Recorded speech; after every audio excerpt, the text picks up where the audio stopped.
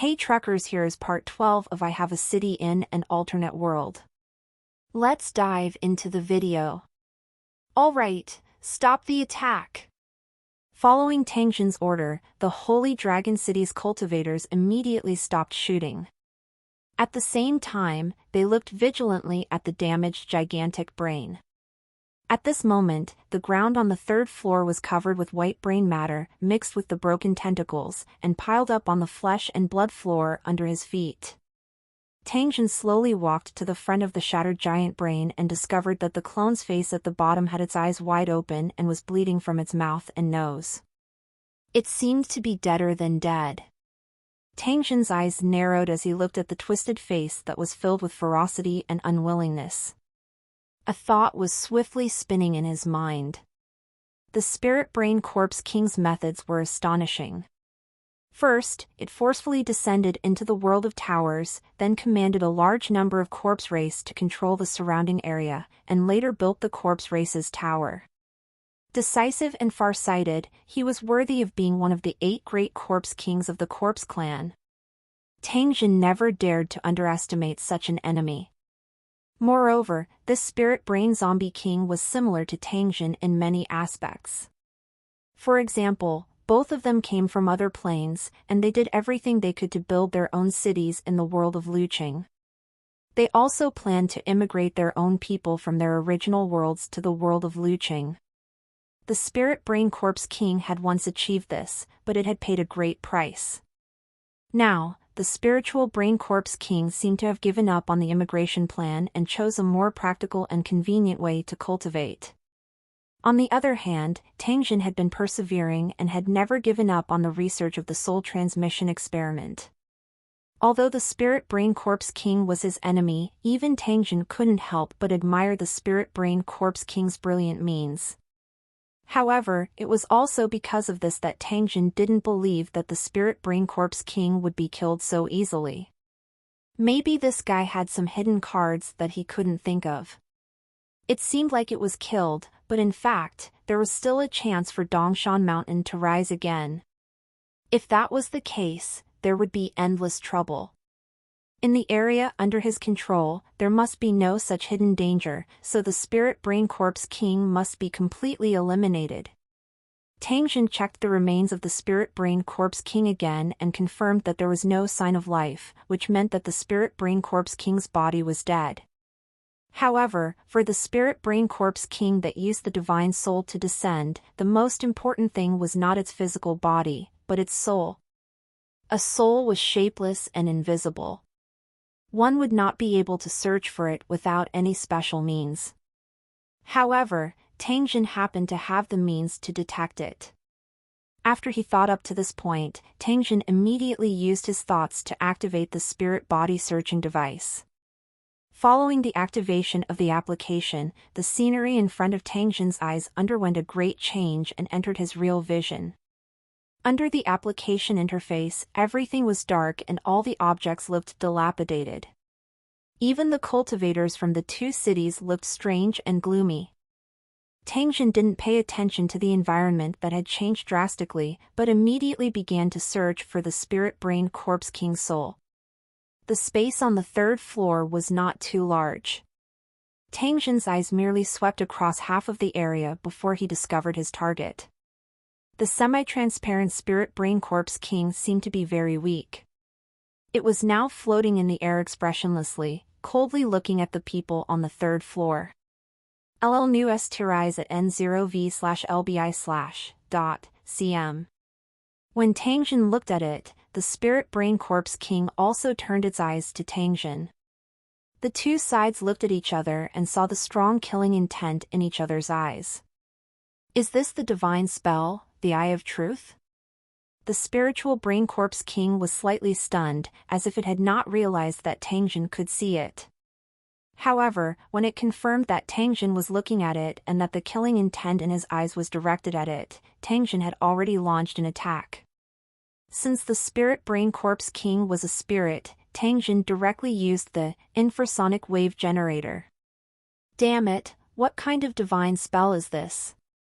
A frequency that ordinary people couldn't hear was emitted, but it made the Spirit Brain Corpse King's expression change greatly. After it roared, its body moved quickly, trying to avoid Tangjin's attack. At the same time, a beam of light shot out from the Spirit Brain Corpse King's hand, but it was blocked by Tangjin's protective shield. Light surged, but Tangjin was safe and sound. From the Spirit Brain Corpse King's performance just now, it could be seen that infrasonic waves could indeed cause damage to it. Tangjin saw that his attack was effective and immediately locked onto the Spirit Brain Corpse King. A light flashed in his hand and a machine gun appeared in his hand. Pa pa pa. The armor-piercing burning bullet was shot at the spiritual brain zombie king, but when the bullet passed through its soul, it only made its body tremble a few times. Tangjin furrowed his brows. A weapon like a machine gun was fine against physical monsters, but its effect was greatly reduced against the Spirit Brain Corpse King. It was impossible to kill the Spirit Brain Corpse King with just an infrasonic weapon. This made Tangjin a little anxious. He immediately opened the application store and began to search for useful options in the Fantasy Secret Technique category. At the same time, he also had to dodge the attacks of the Spirit Brain Corpse King. Fortunately, the Spiritual Brain Corpse King's strength had been greatly reduced at this time, and its attack power was still slightly inferior to Tangjin's. Otherwise, Tangjin would not have been able to dodge so calmly. When Tangjin and the Spirit Brain Corpse King began to fight, the Holy Dragon City cultivators who were guarding the side immediately became alert and firmly guarded the exit of the third floor. Tai Sing and Qianlong had solemn expressions on their faces. Even though they didn't know what Tangjin was doing, they knew that he must have encountered a troublesome matter after seeing his attack and defense. The only thing they could do now was to protect Tangjin and prevent him from being distracted during the battle. 100 Flower Valley's City Lord looked at Tangjin without blinking. Her beautiful eyes moved and her expression seemed to be deep in thought. From the moment Tangjin used the Death Ray to attack the Spirit Brain Corpse King's giant brain, the eyes of the 100 Flower Valley's City Lord lit up. After that, during the battle, her eyes never left Tangjin. Just now, Tangjin suddenly looked at an empty corner and even took out a machine gun. This caused the 100 Flower Valley's City Lord's eyes to become even brighter. A smile appeared on the corner of his mouth as if he had confirmed something. From the 100 Flower Valley City Lord's point of view, the reason why Tangjin would make such a move was definitely because he had seen something that ordinary people couldn't see. For example, an existence like a spirit body, which caused him to suddenly launch an attack. In order to see these spirit-like creatures, one had to master a rare divine spell called Eye of Truth. There was also a skill among the divine spells mastered by holy masters that allowed them to conjure up an item in an instant. However, it was extremely expensive, and ordinary holy masters could not afford to exchange for it. This young Holy Dragon City Lord was not simple. Not only was he a level 5 cultivator, but he was also a holy master and had mastered at least 3 rare divine spells. As such, he would have to re-evaluate his value and carefully formulate countermeasures. He didn't expect to meet such an outstanding figure in such a remote place. It seemed that this trip was not in vain. When the city master thought of this, the smile on her face grew even wider. At this moment, Tangjin did not know that it was because he had activated a few applications that had changed his weight in the heart of the 100 Flower Valley City Lord. In the eyes of the city master of Centauria Valley, he had become a level 5 cultivator who had mastered a rare divine art. His importance had been raised by several levels. This might be some kind of strength assessment standard of Heaven Battling City, but it also indirectly proved Tangjin's strength. Unfortunately, Tangjin simply disdained such an assessment. He had a unique path of advancement, so how could the Heaven Battling Tower dare to meddle in this matter? At this moment, Tangjin had already found the application he needed in the Mysterious Secret Technique category. Demon Killing Rune Engraving Machine. It can instantly engrave demon-killing runes on an attack item. It has powerful exorcism and demon-killing effects. The effect is long-lasting, and the operation is simple and convenient. Download cost, 100,000 gold coins. It was another high price of 10,000 brain beads, but Tangjin had to buy it. He selected the application and downloaded it. As soon as the application was launched, Tangjin pulled out a saber from the Holy Dragon City cultivator beside him. Tangjin's right hand held the blade while his left hand formed the shape of a sword. He stuck his hand to the blade and slowly slid up. At the same time, a strange symbol that flickered with a purple light appeared on the blade. Everyone looked at the changes on the blade and could not help but click their tongues in wonder. Damn it, how do you have a soul attack weapon? The Spirit Brain Corpse King in the corner suddenly roared after seeing this scene and desperately rushed to the exit of the 3rd floor, trying to escape. You want to run? Dream on! In his true vision, the fine steel battle blade in Tangjin's hand, which had demon-killing runes carved on it, was now shining with a dazzling light. It was as if it was a peerless divine weapon. The sharp light that shot out caused one's skin to feel a piercing pain. After fiercely rushing forward a few steps and blocking the Spiritual Brain Corpse King's path, Tangjin's blade slashed down and hit the Spiritual Brain Corpse King's body. The Spiritual Brain Corpse King let out a blood-curdling screech, and its weak soul body immediately split into two, as if it would dissipate into nothingness at any moment. Lowly insect, you only managed to win by a fluke by ambushing me when I was at my weakest. One day, the 8 great corpse kings of my corpse clan will gather a large number of troops and once again step into this world. At that time, you will die without a doubt. The Spiritual Brain Corpse King looked at Tangjin with a sinister smile. The two halves of its soul body became dimmer and dimmer, and finally disappeared. The Spirit Brain Corpse King's soul of the corpse race was dead. As far as the current situation was concerned, the Spirit Brain Zombie King was Tangjin's biggest enemy. With its divine soul being killed, Tangjin could finally start to show his strength. Although this was only a temporary peace, and the Spirit Brain Corpse King in the other plane was still not completely dead, it could not do anything about the Tower World in a short time. Even if one day, the 8 Corpse Kings joined forces and prepared to invade the Tower World, Tangjin would have enough means to deal with it. At that time, the so-called undead race's allied army would only be providing him with a new source of brain matter. As the Holy Dragon City gradually grew stronger, the enemies that seemed incomparably powerful in the past now seemed vulnerable. Tangjin admitted that he had defeated the Spirit Brain Corpse King when it was at its weakest, but it didn't matter. As long as he was the one who won, he didn't need to care about other minor details. The winner lived a life of luxury, while the loser's head was on the ground. Reality was cruel. Tangjin turned around and looked at the cultivators from 100 Flower Valley with a cold glint in his eyes. The most powerful enemy had been dealt with. The next thing to do was to clean up the surrounding forces.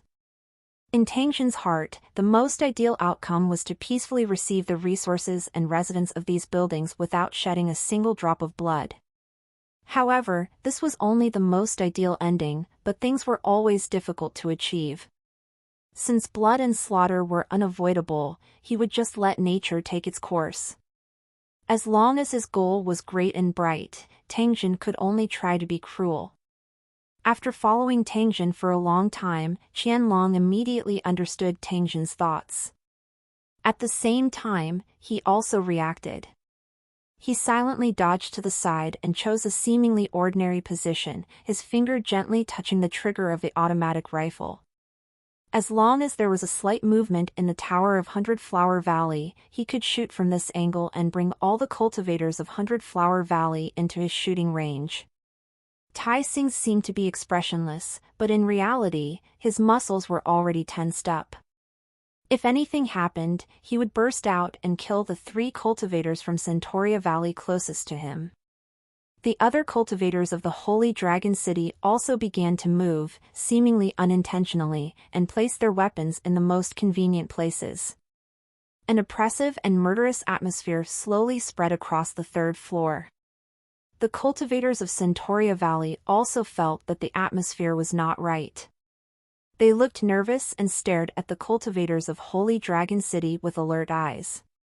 Just as Tangjin was sizing up the 100 Flower Valley City Lord, the other party was also sizing him up. From Tangjin's eyes, the 100 Flower Valley City Lord saw a trace of killing intent and also a trace of reluctance.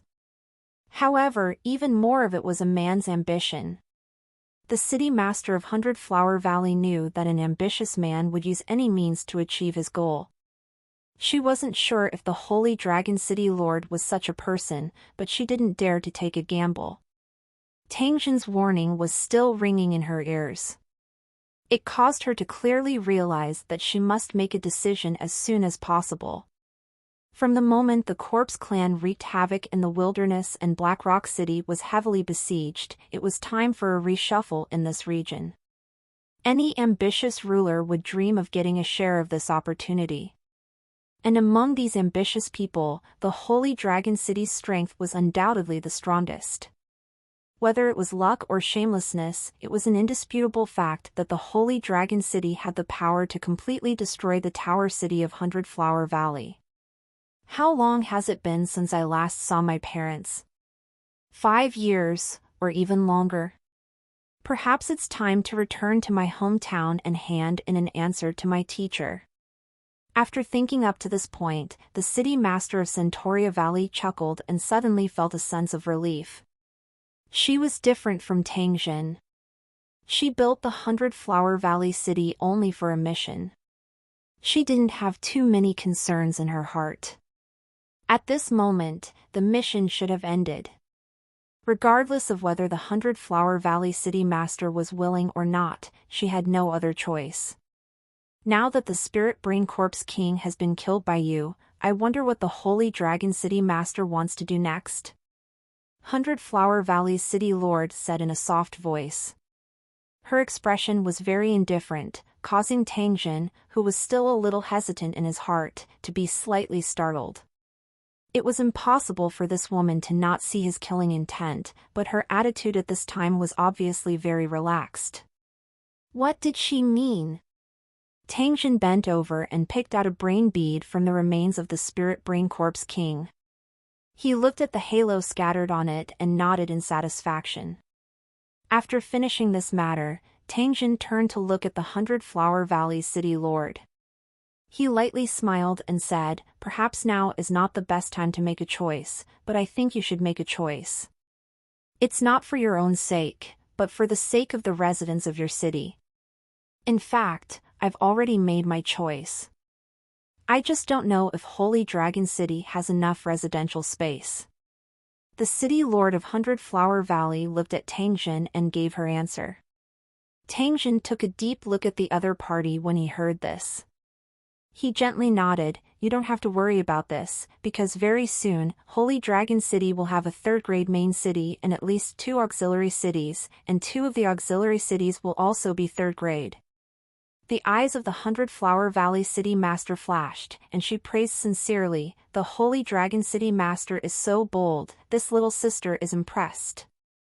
After saying this, the 100 Flower Valley City Lord's expression turned serious as he said to Tangjin, "Since the Holy Dragon City intends to control this area, my 100 Flower Valley Tower cannot be an eyesore. I hereby promise you that as long as your Holy Dragon City replaces Black Rock City and becomes the ruler of this area, my 100 Flower Valley will join the Holy Dragon City unconditionally. Are you satisfied with this? I hope this isn't a stalling tactic. You should know that in the face of great strength, any schemes and calculations are just a joke." Tangjin nodded. After he said this, Tangjin's expression turned cold as he coldly said, "If you're planning to play any tricks, I'll definitely make you regret it for the rest of your life." Tangjin didn't care about the city master of 100 Flower Valley, who had an unsightly expression, and ordered the clearing of the tower. After finding the foundation of the tower, they would immediately destroy the tower of the corpse race. The Holy Dragon City soldiers outside received orders to be on high alert and to prevent the undead outside Blackrock City from returning in an attempt to rescue the undead city. With the order, the Holy Dragon City soldiers immediately began to search the ground full of rotten flesh. Only God knew where the foundation stone of the corpse race's tower was. Everyone searched for half a day, but they still couldn't find the location of the foundation stone. LL New Estirais at N0V/LBI/.cm. In the end, Tangjin had to thoroughly scan the entire Corpse Clan's tower before he found a hidden room on the top of the 3rd floor. He found the foundation stone of the Corpse Clan's tower that was suspended inside. However, when Tangjin removed this cornerstone, he discovered that this cornerstone was extremely strange. It was completely different from the building's cornerstone that he usually saw. Tangjin didn't know that the foundation stone of the Undead Clan's tower was extremely special. It had fused with the origin stone brought by the spiritual Brain Corpse King and had an extremely magical creation ability. This was also the main reason why the tower was able to breed the Undead Clan. This tower's foundation stone wasn't simple. Tangjin had too many doubts in his heart, but now wasn't the time to study these problems. After putting the tower foundation stone into the storage space, Tangjin waved his hand to signal everyone to evacuate immediately. There was no longer a need for the city of the corpse race to exist. Outside Blackrock City, the Three-City Alliance led by the Colossal Bone Building was constantly besieging the zombie monsters. These warriors of Lucheng City, who had been fighting in the wilderness all year round, had survived to this day after countless battles, so their experience and strength could not be underestimated. Against these slow-moving corpse monsters, they could be said to be more than capable. Even if the number of corpse monsters far exceeded the coalition of the 3 cities, they were still not at a disadvantage. The cultivators of Lu City formed small teams and surrounded the corpse race's centurions. Through their skillful cooperation, they killed them one by one. Compared to the corpse monsters that only knew how to swarm up, the allied army that advanced and retreated in an orderly manner undoubtedly had an advantage. Arrows, flying rocks, spears, these long-range weapons kept falling into the group of zombie monsters, killing them. The row of ballistae continuously shot out huge arrows, piercing the corpse monsters into a string. They fell to the ground and struggled continuously before they were beheaded by the Lucheng soldiers. The cultivators of Blackrock City were also fighting bravely. This was because behind these corpse monsters was the tower they lived in, and their loved ones lived in it. From the beginning of the battle, it was in the Alliance's favor. The city master of Colossal Bone City waved his battle blade and laughed as he cut a corpse race being in front of him into 2. Then, he continued to advance. Behind him, the ground was filled with the corpses of the corpse monsters, some of which were still struggling. We will win this battle for sure. Kill! Kill! The city lord of Colossal Bone City roared, and all the participants responded. Their fighting spirit was once again ignited, and they chopped down the corpse monsters in front of them. They didn't stop at all when they passed by the bodies of their fallen comrades. Death was inevitable for warriors, and it was only a matter of time. Before the battle began, the 3 city lords had promised that the brain pearls obtained from killing the corpse monsters would all belong to the soldiers of the Lucheng Kingdom who were participating in the battle. That would be a huge fortune. As long as they could kill these zombies, they would obtain a huge number of brains, allowing their families to live better. Driven by profit, the soldiers were more motivated to kill the enemy, and their morale was higher and higher. Suddenly, a thunderous sound came from the distance, causing the city master's expression to change. His originally smiling eyes immediately became sharp. That damned Holy Dragon City. They must be using that terrifying weapon to bombard the city of the Corpse Clan. Thinking about the powerful weapons Holy Dragon City had, other than envy and jealousy, the city lord was also very worried. He knew that the Holy Dragon City master had the same goal as him. They both wanted to gain benefits from this chaos and even directly control this area. Both sides were in a hostile state from the beginning. Whoever wanted to obtain the final victory would have to see whose fist was tougher. Now that he had control of the Alliance army of 3 cities, the number of soldiers he had far exceeded that of the Holy Dragon City. Even if that bitch from Centauria Valley joined the Holy Dragon City, he still had a huge advantage. The only thing he needed to worry about was the flintlock in his hands and those terrifying cannons. At this thought, the city master's eyes narrowed, and a cold glint flashed in them. If I had struck first and sacrificed a portion of my warriors to kill them all, the Holy Dragon City's flintlocks would have become my spoils of war. With the assistance of these flintlocks, who else in this area can resist my rule? With that thought in mind, the city master hacked at the corpse monster beside him and laughed smugly, but the killing intent in his eyes grew stronger. Holy Dragon City must be eradicated. Just as the master of Giant Bone City made up his mind, the undead army, which was madly attacking the allied army of the 3 cities, suddenly stopped their attacks. Then, the undead monsters turned around and headed straight for the undead city. The soldiers of the allied army were slightly stunned, but they did not want to let go of such a good opportunity and began to chase after the corpse monsters. What surprised them was that these corpse monsters just allowed the Luching warriors to attack them without any signs of fighting back. They just ran madly, as if there was an urgent matter ahead. The city master was secretly shocked. From the looks of it, the undead were clearly planning to return to reinforce their city. Could it be that the Holy Dragon City had already broken through the guards outside and entered the city of the corpse race? If that was the case, then the Holy Dragon City's strength was beyond his imagination.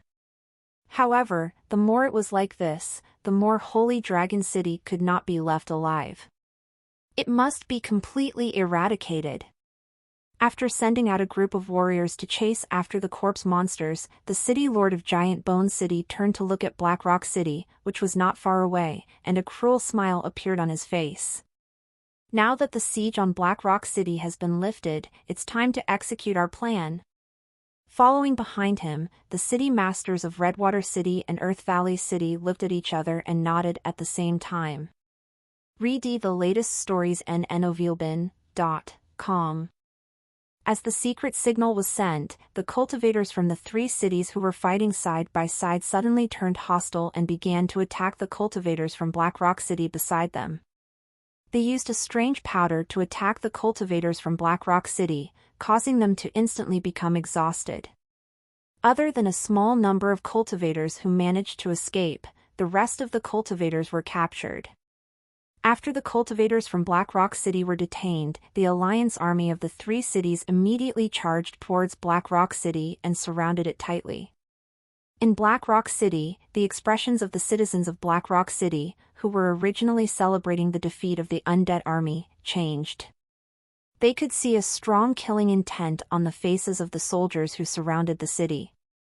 The nobles of Black Rock City, who had been watching from the sidelines since the beginning of the rescue battle, suddenly felt as if the end of the world was coming. These tower warriors were different from the corpse monsters. They could surround the tower at any time and then massacre them. Realizing that the situation was not good, the nobles of Black Rock City immediately sent cultivators out of the city in an attempt to communicate with the allied forces of the 3 cities. However, as soon as these Black Rock City cultivators left the city, they were immediately subdued by the Alliance army of the 3 cities. They were then tied up and locked up. At this moment, the nobles of Black Rock City naturally knew what the master of Colossal Bone City was planning. Despicable, shameless. That damned Colossal Bone City. They should be hacked into 1,000 pieces. The influential people of Black Rock City were all furious. They kept cursing and their hearts began to panic. The giant bone tower had intended to destroy Black Rock City and take its place as the ruler of this region. As for them, their fate would probably be extremely miserable. They would either become ordinary residents of the city or be driven into the wilderness to become lowly wanderers. The biggest possibility was that they would all be killed and never have any future trouble. Asking the nobles of Black Rock City to give up their luxurious lives was worse than killing them. Moreover, there was the threat of death. They could not accept this result. They had no other choice but to fight to the death. The nobles of Black Rock City immediately began to organize their men and prepare for a counterattack. They were trying to make a last stand. However, the current Black Rock City was different from its heyday. A large number of soldiers died in the battle with the corpse race, and a large number of cultivators in the city also died in battle. The remaining cultivators were either sent to seek help or were the descendants of the influential people. The once prosperous Black Rock City had fallen to such a state. In the end, Black Rock City still managed to put together a team of nearly 500 people and began to launch a counterattack. It was a pity that the city lord of Giant Bone City had made thorough preparations before sending his troops to assist in the battle. The counterattack of Black Rock City was also within his expectations. When the cultivators of Black Rock City launched their counterattack, the siege had already begun. All of the citizens of Black Rock City went into battle. They threw down items from the windows in an attempt to attack the soldiers who were climbing up the tower. However, their efforts were to no avail. There were already soldiers from the Allied army who had successfully entered the city tower and started killing the citizens of Black Rock City who were trembling in fear.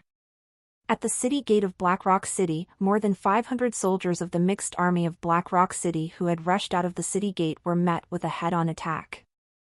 Mounted crossbows, bows and arrows, javelins, and that kind of powder that could instantly make people lose their strength. These things covered the heads of the miscellaneous troops of Black Rock City, causing them to suffer more than half of the casualties before they even fought with the enemy. The cultivators from the 3 cities who were guarding the side rushed forward and began to kill the remaining resistance. The mixed army of Black Rock City did not last long before they were all killed. The remaining soldiers saw that the situation was not good and also raised their hands to surrender. Looking at Black Rock City spewing smoke from its window, the master of Colossal Bone City smiled triumphantly. As the interior of Black Rock City caught fire, the residents of Black Rock City immediately began to flee the city. The entire building was in chaos. Get the latest CHDers on n/velbin.com. Due to the thick smoke blocking their vision, the citizens of Black Rock City could not see the road in front of them clearly. This caused many of the citizens of Black Rock City to be pushed and trampled. They kept screaming in pain, but no one paid them any attention. Some of the residents of Black Rock City who were trapped in the flames in their rooms chose to jump out of their windows. No one cared about the outcome of the battle.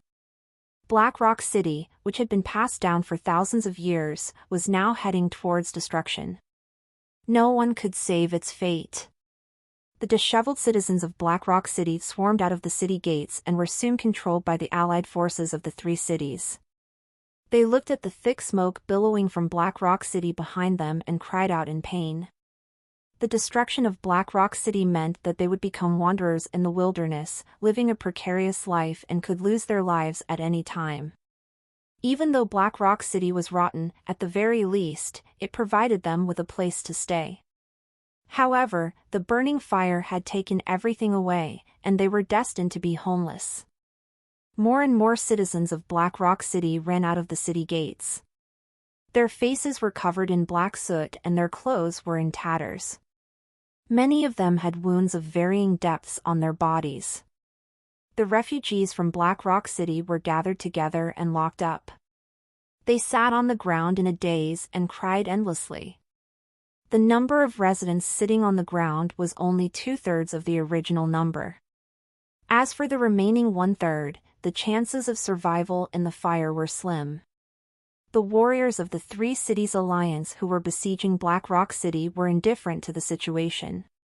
They only carried out their orders seriously and captured the residents of Black Rock City who ran out from time to time, then put them under central supervision. In an open space not far away, the poisoned cultivators of Black Rock City were in excruciating pain. They could only watch as Black Rock City was burned to the ground without any ability to resist. At this moment, their hearts were burning with anxiety, but they could only constantly pray that their loved ones had escaped from the sea of fire. A few kilometers away, Tang Jin was sitting in a military jeep. His expression was as gloomy as water.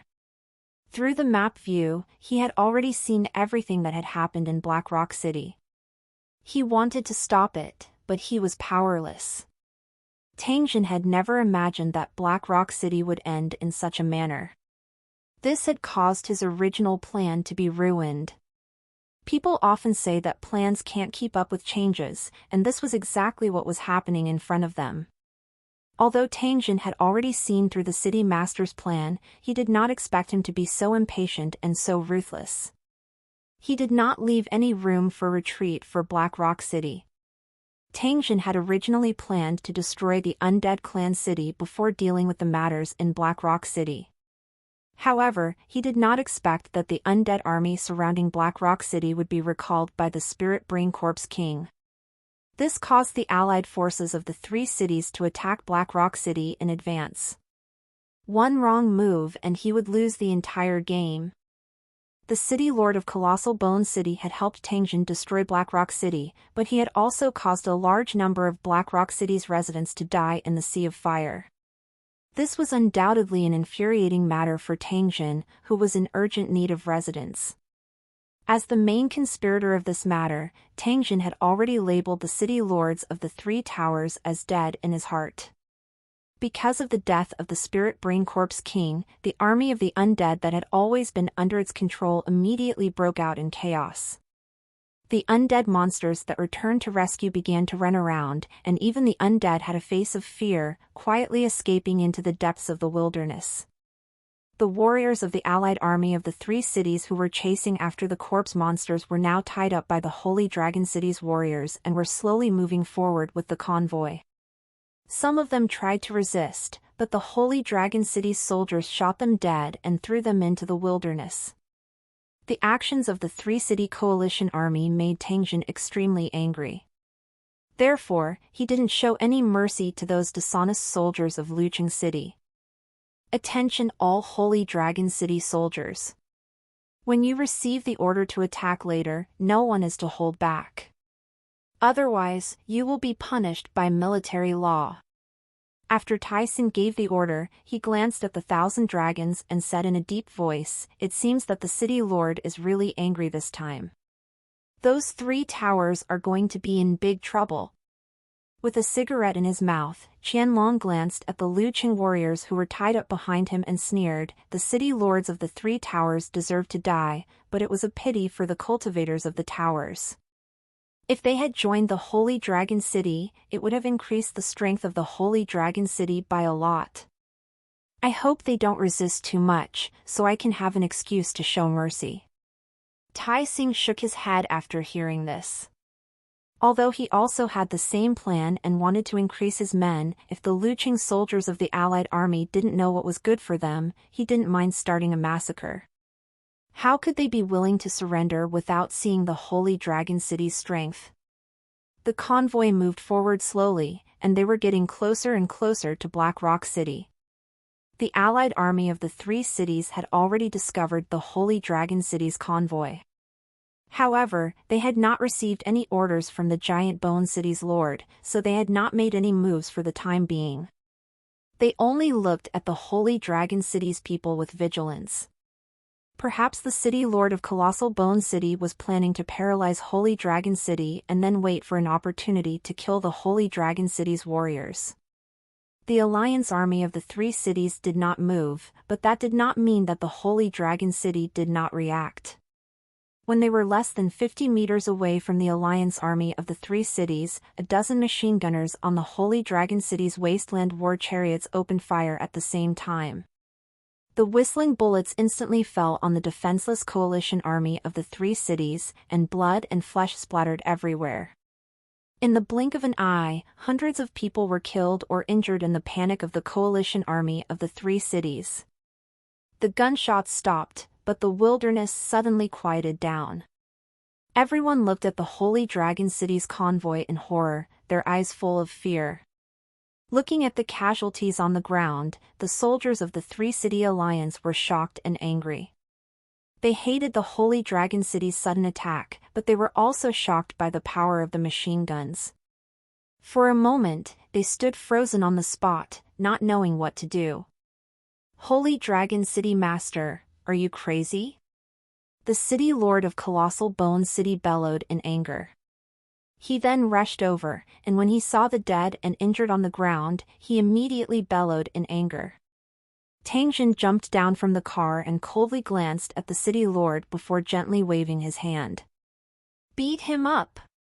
The unique sound of machine guns rang out again, and the allied forces that had gathered on the opposite side immediately fell in droves, scaring the allied soldiers into dodging. Some Liu Qing soldiers tried to rush forward, but they were shot into pieces after a few steps. The city lord of Colossal Bone City had suffered a major attack. Even though he had a rank 5 cultivation, he had still been shot in the calf by Tangjin. Although his movements were not greatly affected, his expression had become even gloomier. Looking at the sneering Tangjin, the city lord of Colossal Bone City bellowed in anger. He brandished the war blade in his hand and pounced at Tangjin with lightning speed. Tangjin also charged toward the city master. As he activated his skill, a dark blue ice armor appeared on the surface of his body, and he charged toward the city master.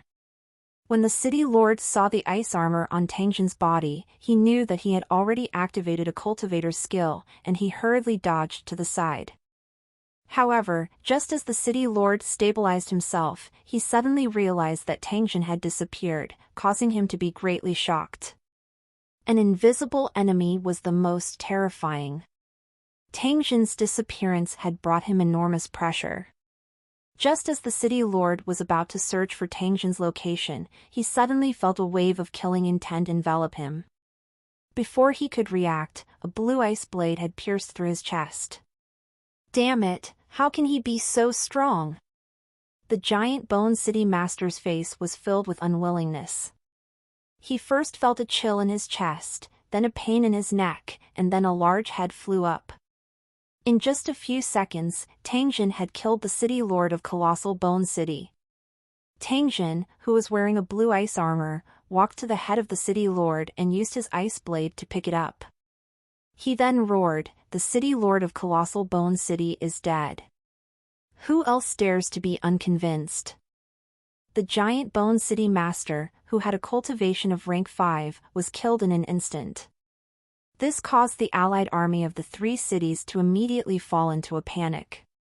In addition to Tangjin's roar, it caused the soldiers of the Liu Qing kingdom to feel even more terrified. For a moment, they did not know what to do. Some loyal and devoted cultivators from Colossal Bone City had planned to ambush Tangjin, but their heads had been blown up by the snipers on the war chariots. This made them even more afraid to act rashly. The Holy Dragon City's soldiers were only in the hundreds, but they firmly suppressed the three-city coalition that outnumbered them by more than 10 times. The soldiers were full of killing intent and were awe-inspiring. Tangjin threw the head of the Colossal Bone City's city lord onto the ground. He looked at the alliance army of the three cities, which was as silent as cicadas in winter, and shouted once again, "City Lord of Redwater City, City Lord of Earth Valley City, get out here." The loud voice echoed in the wilderness, but the two of them did not appear. Tangjin coldly snorted. He searched the map and found the two city lords who were being protected by the cultivators. Waving to the Holy Dragon City's soldiers operating the mortar, Tangjin once again shouted, "I'll give you one last chance. Get the hell out of my sight, or you'll end up like the city lord of Giant Bone City." The two city lords who were protected by the cultivators turned ashen. However, they still did not move forward. Instead, they began to slowly retreat. "You're looking for death." When Tangjin saw this, he immediately adjusted the angle of the mortar and locked onto the two city lords. Bang! A cannonball whizzed out and flew into the sky before the eyes of countless people. Then, it rapidly fell. Seeing the cannonballs falling from the sky, the two city lords turned pale with fright. They tried their best to dodge, but it was too late. Boom! Boom! Boom! A loud sound reverberated as more than a dozen people were sent flying by the impact of the cannonball, including the two city lords that Tang Jin had locked onto. However, the two of them had already become a bloody mess. Although they were still breathing, they could not hold on for more than a few minutes. In the blink of an eye, the three city lords were all killed. This caused the Allied soldiers to panic, and some of them had already thrown down their weapons and started to run away. Whoever dares to escape will be beheaded. Tang Jin fired a few shots and knocked down a few Lucheng soldiers who were trying to escape. Then, he warned the rest of the Allied forces. The Holy Dragon City's wasteland war chariots immediately spread out and opened up enough distance to surround all these soldiers. Countless guns were pointed at their position. Under such a terrifying atmosphere, some people could not bear the pressure and threw away their sabers, kneeling down and begging for mercy. After the first person surrendered, there would be a second and a third. In less than a minute, the ground was filled with surrendering soldiers. Some cultivators in Lucheng didn't choose to surrender. Instead, they tried to escape, but they were shot to pieces by the machine guns. After seeing the miserable state of those who resisted, even if some of them were unwilling, they could only choose to surrender. Tang Jin sighed. He ordered the Holy Dragon City's soldiers to hold these prisoners while he walked towards the direction of the Black Rock City's residents.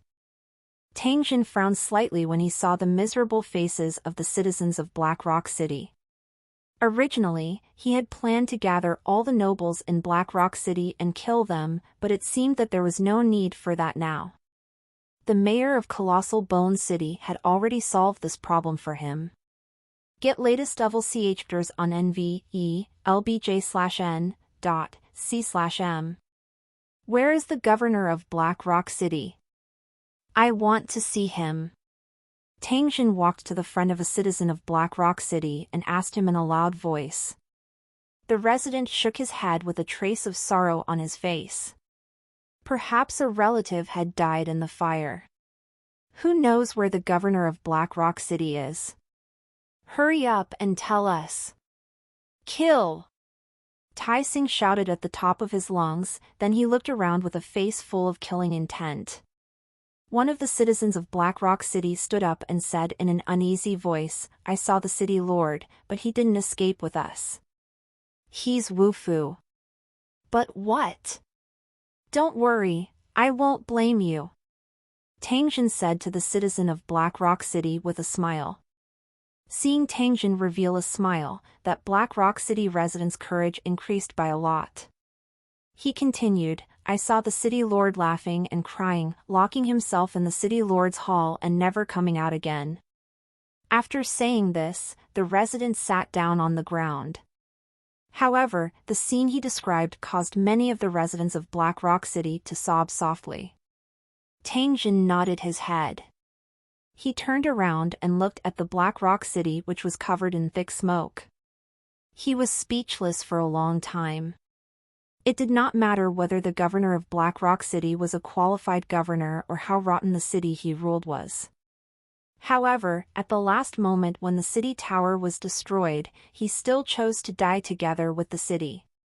He was still a man with some courage. When a person dies, all matters would be resolved. Tang Jin was not interested in judging whether the life of the Black Rock City's governor was right or wrong. He only wanted to know his final whereabouts. The two powerful enemies were eliminated, but Tang Jin was not happy. There were too many things to do next. Whether it was the handling of the prisoners of war or the settlement of the residents of Black Rock City, they were all problems that Tang Jin had to solve. Other than that, there was also the transfer of personnel, the provision of food, the collection of resources left behind by Black Rock City, and so on. This would be enough for Tang Jin to be busy for a period of time. After these things were done, Tangjin still had to send people to receive the resources and residents of the other 4 towers. It was another pile of messy trifles. Just thinking about it caused Tangjin to feel a headache. Fortunately, the harvest this time was quite rich. The number of residents and captives added up to more than 10,000 people. Tangjin was always able to find some useful talents among them. If Tangjin were to handle all of these matters, he would definitely die of exhaustion. In an open space not far away, Xiao Rui and Emoyin led a group of cultivators from Black Rock City and rushed back. They had just dodged the ambush of the giant Bone City's city lord's powder, and after escaping the pursuit, they had been prepared to seek help from Tangjin. In the end, the 2 sides had not met.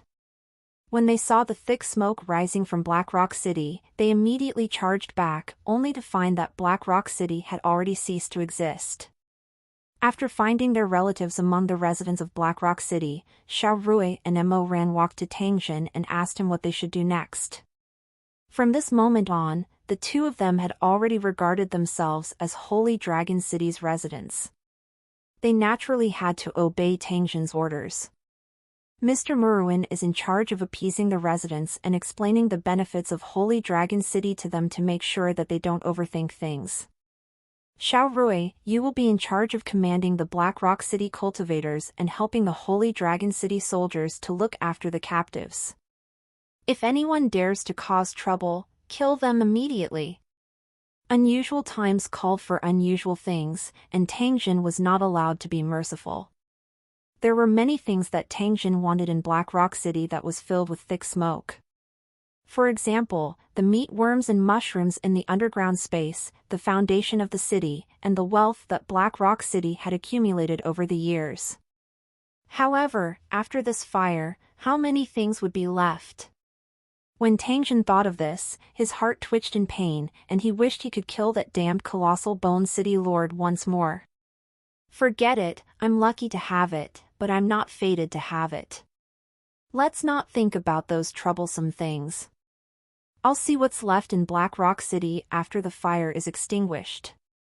I hope I can leave something good for myself.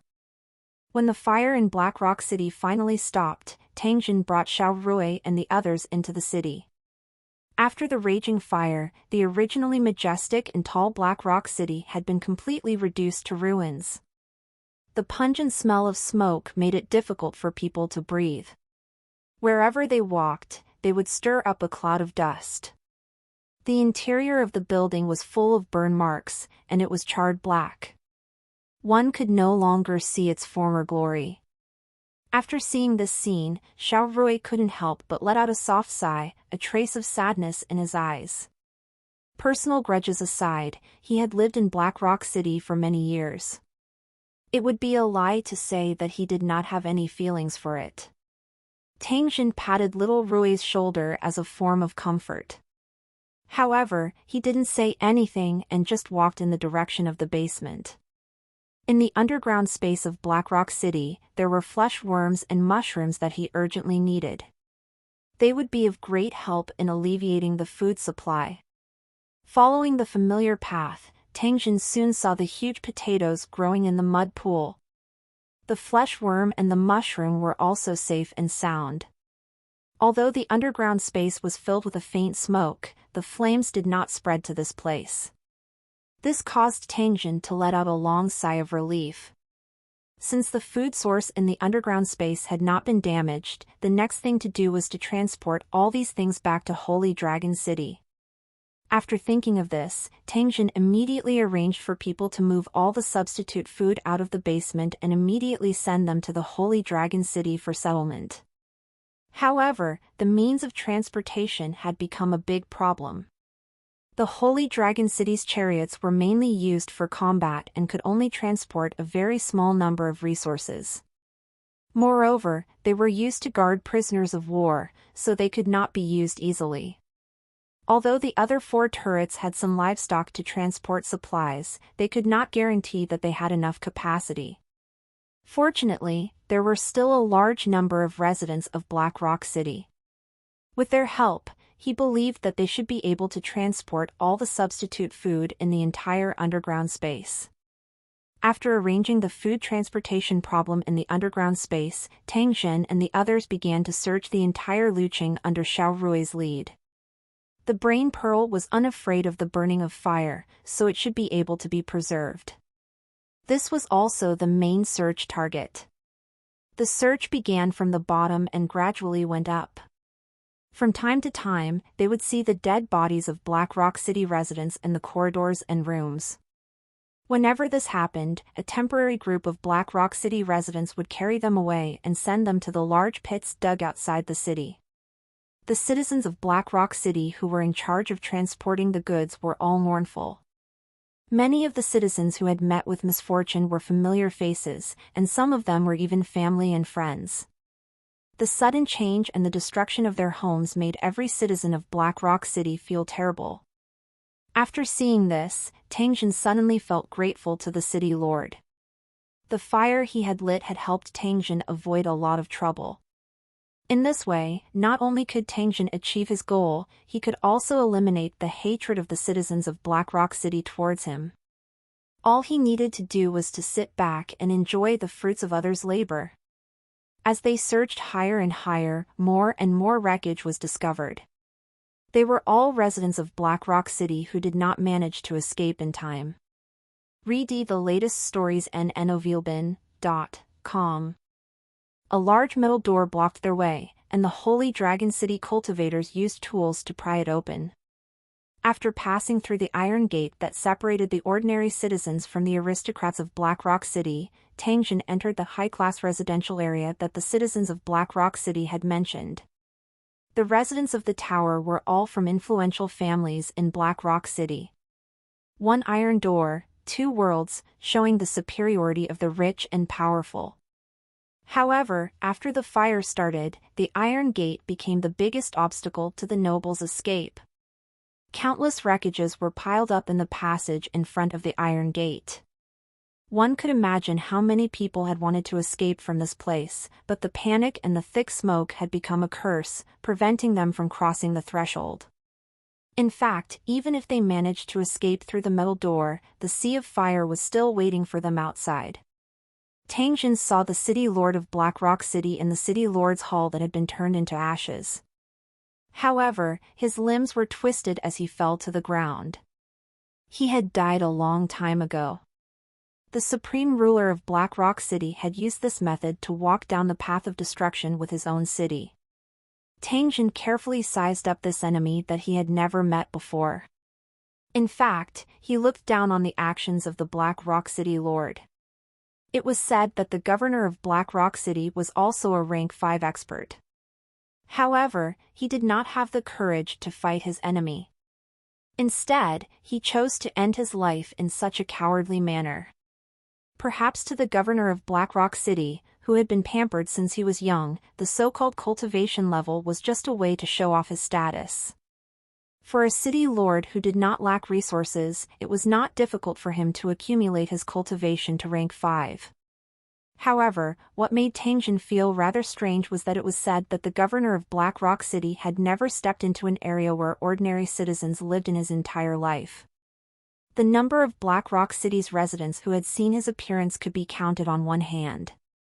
Compared to Tang Xin, who was always on good terms with the residents of Lu City, Black Rock City's actions were the style of an old-school city lord. Compared to the ordinary residential areas, the number of brains remaining in this high-class residential area was shocking. The Holy Dragon City cultivators in charge of the search would have new gains from time to time. These brains should be the private property of the influential people. Even when Black Rock City was facing difficulties, these influential people still had no intention of contributing these brains. Instead, they hid them in what they thought was a secret place. Now that the fire had died down, these brains had all gone to Tang Xin. After leaving the city lord's hall, Tang Xin came to the room where the foundation stones were stored in Black Rock City. Unlike Holy Dragon City, the room used to store the foundation stones in Black Rock City was much larger, and the trading platform even took up an entire wall. However, after the fire, this place was beyond recognition. Tangjin slowly took down the foundation stone that was suspended in midair, announcing the end of Black Rock City's inheritance. It would not be long before this place was reduced to ruins. Black Rock City, which had experienced countless years of wind and rain, would completely disappear into the endless wilderness. Walking through the busy crowd, Tangjin slowly walked to the huge stone statue in the middle of the Black Rock City square. This was the statue of the founder of Black Rock City. Tangjin had obtained his first huge fortune by cutting a piece of jade from this statue. Currently, this top-grade jade that represented a huge amount of wealth already completely belonged to Tangjin. However, the current Tangjin was no longer the weak and poor kid from back then who could only carefully sneak into Black Rock City. Tangjin kicked the giant statue to the ground and ordered his men to load it into a car and take it away. This thing would be reprocessed and become a part of the Holy Dragon City. At this moment, both the inside and outside of Black Rock City were busy. Under the supervision of the Holy Dragon City warriors, all the residents of Black Rock City were involved in the transportation work. It would not take long for this place to be empty. A few hours later, night slowly fell. All of the transportation vehicles were stuffed with items. The citizens of Black Rock City were carrying all sorts of supplies on their hands and shoulders as they lined up in a long queue. The captives' hands were still tied, and they did not dare to move rashly under the watch of the Holy Dragon City's soldiers. Tangjin raised his head and looked at the bright moon above his head before gently waving his hand. Let's go back to Holy Dragon City. The endless wilderness would become extremely dangerous at night, and very few people would come out. If it wasn't for the situation forcing him, Tangjin would not be willing to rush at night. Fortunately, the nearby monsters had been cleared out by the undead, so it was much safer to travel at night. Under the bright moonlight, a long line was slowly moving forward, with no end in sight. The car lights were bright, the engine roared, and the shouts of the Holy Dragon City soldiers were endless. Due to the large number of people, they made a lot of noise when they walked. Fortunately, they did not encounter any monsters. In order to prevent anyone from escaping and causing trouble during the march, the soldiers of the Holy Dragon City were all on high alert and loaded their bullets. If any disobedient prisoners made trouble, they would immediately shoot and kill them. After killing dozens of troublemakers, the captives finally calmed down and didn't dare to act rashly. After seeing this scene, Tangjin was slightly relieved and temporarily shifted his gaze away from the map. The thing he was most worried about along the way was the captives from the three towers. It would be a pity to kill them, but not killing them would also be a great hidden danger. Fortunately, the city of Hundred Flower Valley had already surrendered to the Holy Dragon City. Now, they had all returned to their own territory. It wouldn't be long before Centauria Valley's city lord would take all the residents to Holy Dragon City. As for whether that woman would come according to the agreement, Tangjin actually didn't care. If the Hundred Flower Valley's city lord kept his promise, Tangjin would have less trouble. Otherwise, he would have to send troops to attack. Traveling in the night would definitely greatly affect one's vision, and at the same time, it would also block the small movements of many people. A group of warriors were mumbling among the captives of Colossal Bone City, and at the same time, a short dagger was being passed to and from the crowd. The ropes binding them were cut off silently. In order not to be discovered by the Holy Dragon City soldiers, they continued to hold the ropes in their hands and put on a nonchalant expression. Before they knew it, several hundred of the giant Bone City captives had already cut the ropes in their hands. At this moment, they began to wait for an opportunity, ready to escape into the depths of the wilderness under the cover of the night. 1,000 meters away, Tangjin expressionlessly looked at the actions of the Colossal Bone City captives while his fingers lightly tapped on his raised thigh. When the Colossal Bone City captives had just started to plan to escape, Tangjin had already discovered their little tricks. However, he did not send anyone to stop them this time. Under the map perspective, any conspiracy could not be hidden in Tangjin's eyes. Since these guys didn't know how to appreciate his kindness, he would let them taste the consequences of running away without permission. At the same time, it would also serve as a warning to those who harbored unfathomable motives. Since Tangjin had such a plan, the fate of these colossal Bone City captives was already decided. The team continued to move forward slowly, but when they passed by a hill, the prisoners of the giant Bone City suddenly shouted and ran in the only direction that they could not stop. These captives' actions immediately caused quite a commotion. Many of the captives who had not untied their ropes also tried to escape. However, after dozens of them were knocked down by the Holy Dragon City warriors, they immediately became obedient. Their eyes were fixed on the captives who were running toward the distant colossal Bone City, waiting to see if they could escape successfully. Paw! More than 10 bright lights shone on the escaping captives, allowing everyone in the team to see what was going to happen next. Bang, bang, bang! A series of heavy footsteps sounded, and the people in the team were shocked to find that a few huge shadows were blocking the escape route of these captives. It's the ogres in armor! Some of the captives with good eyesight shouted out loud, pointing at those huge black shadows. As he shouted, more and more prisoners and citizens of Black Rock City recognized the identity of the black shadows. They quietly held their breaths, wanting to see what would happen next. The fleeing giant Bone City captives also saw the black shadow in front of them, and their faces were filled with fear as they tried to turn around and escape.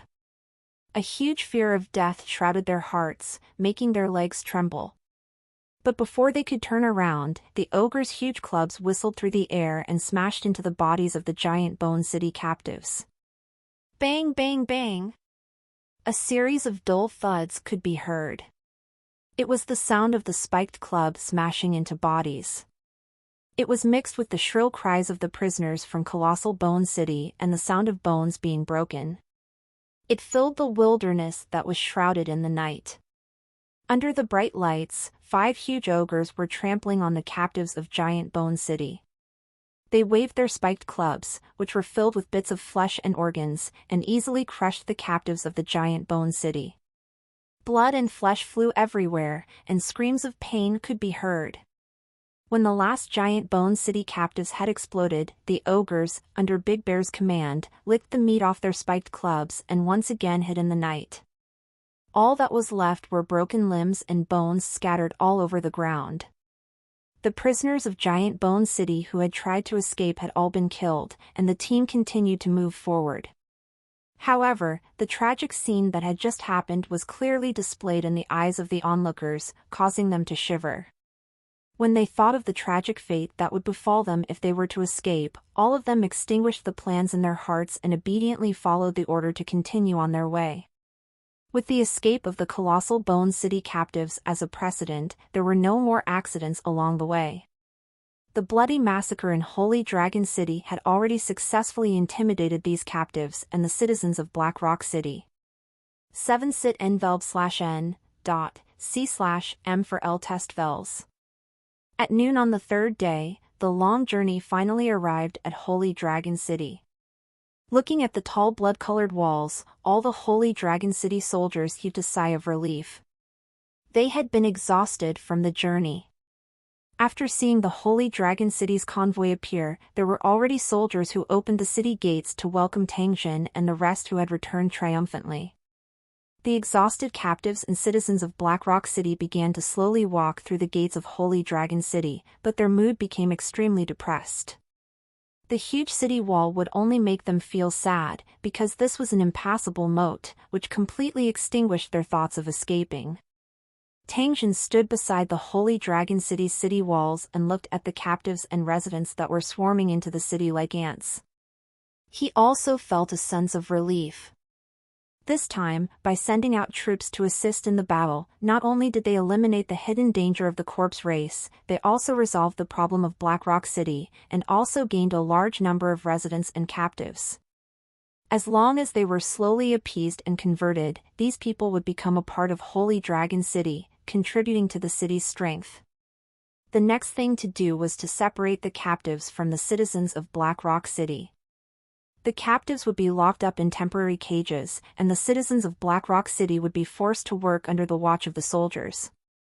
Tangjin would gradually give these survivors their freedom based on their performance and allow them to have the qualifications to become Holy Dragon City's residents. With an example, these survivors of Black Rock City would definitely perform well in order to get rid of their half-captive status and obtain the qualification to become a resident of the tower as soon as possible. As for the imprisoned soldiers and cultivators, Tangjin would use the same method to continuously divide and select them to become a member of the Holy Dragon City's armed forces. However, before that, Tangjin had to completely sweep the 3 towers and bring the families of these soldiers to Holy Dragon City. With their families' support, these unruly fellows could then work for the Holy Dragon City with peace of mind. After having a good sleep, Tangjin woke up in the tree house. He first checked the cultivation progress of Lisa and the others before starting to patrol his territory. After spending the night in the cave, the survivors of Black Rock City had gathered in the square, waiting for their fate. Overnight, they had turned from residents of Lu City to prisoners. Many people couldn't adapt to the huge gap, and they were very nervous. Now, they were gathered in the square, waiting for the judgment of their fate.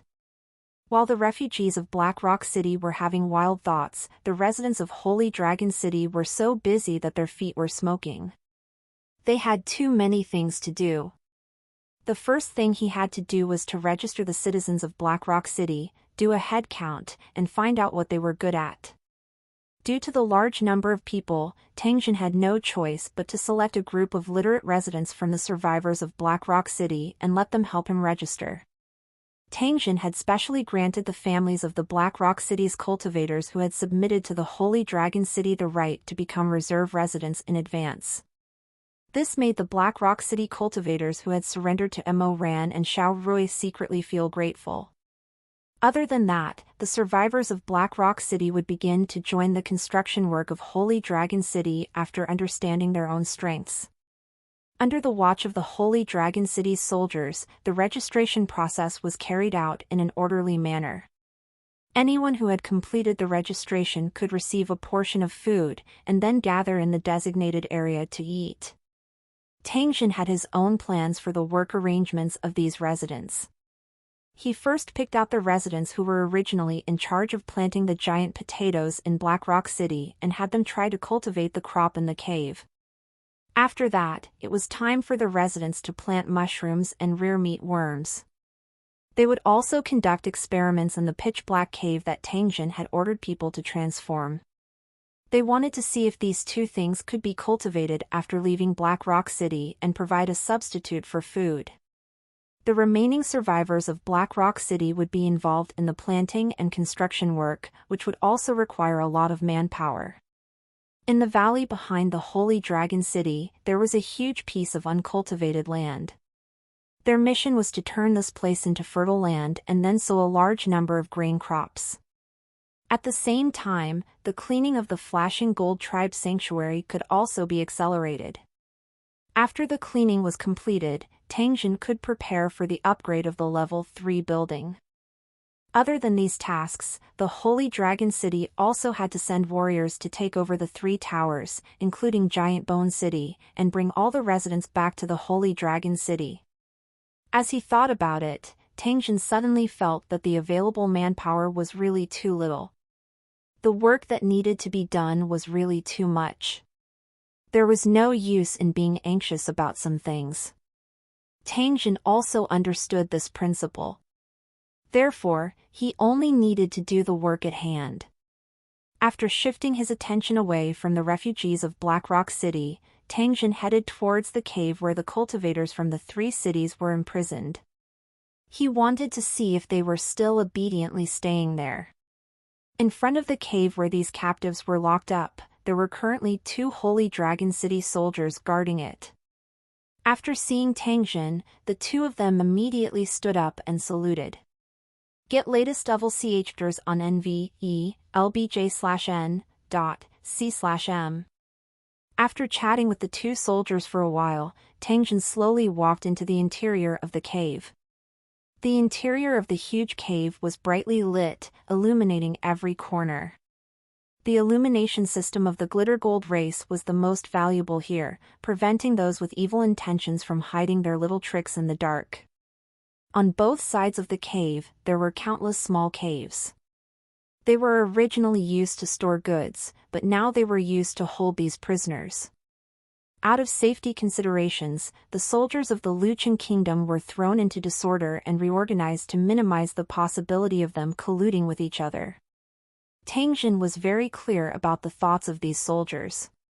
First of all, they were worried about their families. Second, they could not be sure how Holy Dragon City would deal with them. Hence, some people did not hesitate to take the risk. Fortunately, Tang Jin already had a solution to these problems. It wouldn't be long before these guys would stay here in peace and try their best to perform, hoping that they and their families would be qualified to live here. Tang Jin had cut off their escape route and left them with no other choice. Tang Jin inspected each and every cave entrance once. After enduring the gazes that contained various emotions, he left the cave in satisfaction and returned to his city lord's hall. There were a lot of things to do next, and he had a lot of work to do. Just as the Holy Dragon City welcomed a large number of residents and Tang Jin began to get busy happily yet painfully, the sky several dozen kilometers away from the Holy Dragon City suddenly began to turn gloomy. The sky in the world of Lucheng was extremely high, and the clouds seemed to be extremely far away from the ground, making it look carefree and relaxed. However, the clouds in the sky suddenly became extremely heavy, as if they had turned into floating rocks that could fall at any time. The originally emerald blue sky also changed, as if it had been frozen in an instant, turning from the void into a solid entity. Behind the sky, there seemed to be a huge force constantly pressing down, causing a small bump to appear on the originally flat sky. As time passed, the little bump in the sky became bigger and bigger. In the end, it actually spread across the entire sky, and the original blue color also became translucent. Behind this huge bump, there seemed to be a shimmering light, as if it was an ocean. Suddenly, a huge shadow flashed behind the big bun. Its body was covered with black scales, and when it passed by the big bun, it seemed to cover the entire sky. A moment later, an extremely huge eyeball appeared on the big bag. It was filled with greed and was constantly looking at the world of buildings across the sky. When the giant eye appeared, a few monsters wandering nearby were already trembling in fear and fell to the ground, unable to get up. After a long time, the huge shadow finally disappeared, and the sky returned to calm. A few monsters that were paralyzed with fear struggled to get up, wanting to escape from this area. Their natural monster instinct told them that they had to leave this area as soon as possible, or something more terrifying would be waiting for them. However, before these monsters could stand up, the big bump in the sky expanded once again. At the same time, a series of cracks appeared on the surface. Countless bolts of lightning suddenly appeared and struck the huge lump. They swam around the surface of the huge lump like strange lightning snakes. An invisible force appeared out of thin air and gathered around the huge ball in the sky, as if it was trying to flatten it. This force was extremely powerful, and the effect was obvious. The huge lump in the sky was rapidly closing up at a speed visible to the naked eye. However, at this moment, the huge black shadow crashed into the huge bump. The emerald blue sky that was about to return to normal suddenly began to shake. Voila! A crisp sound seemed to reverberate between heaven and earth. A huge crack quickly appeared in the sky, and water began to pour down from the crack like a waterfall. The black shadow crashed over again, and the crack in the sky expanded again. The waterfall instantly turned into a river.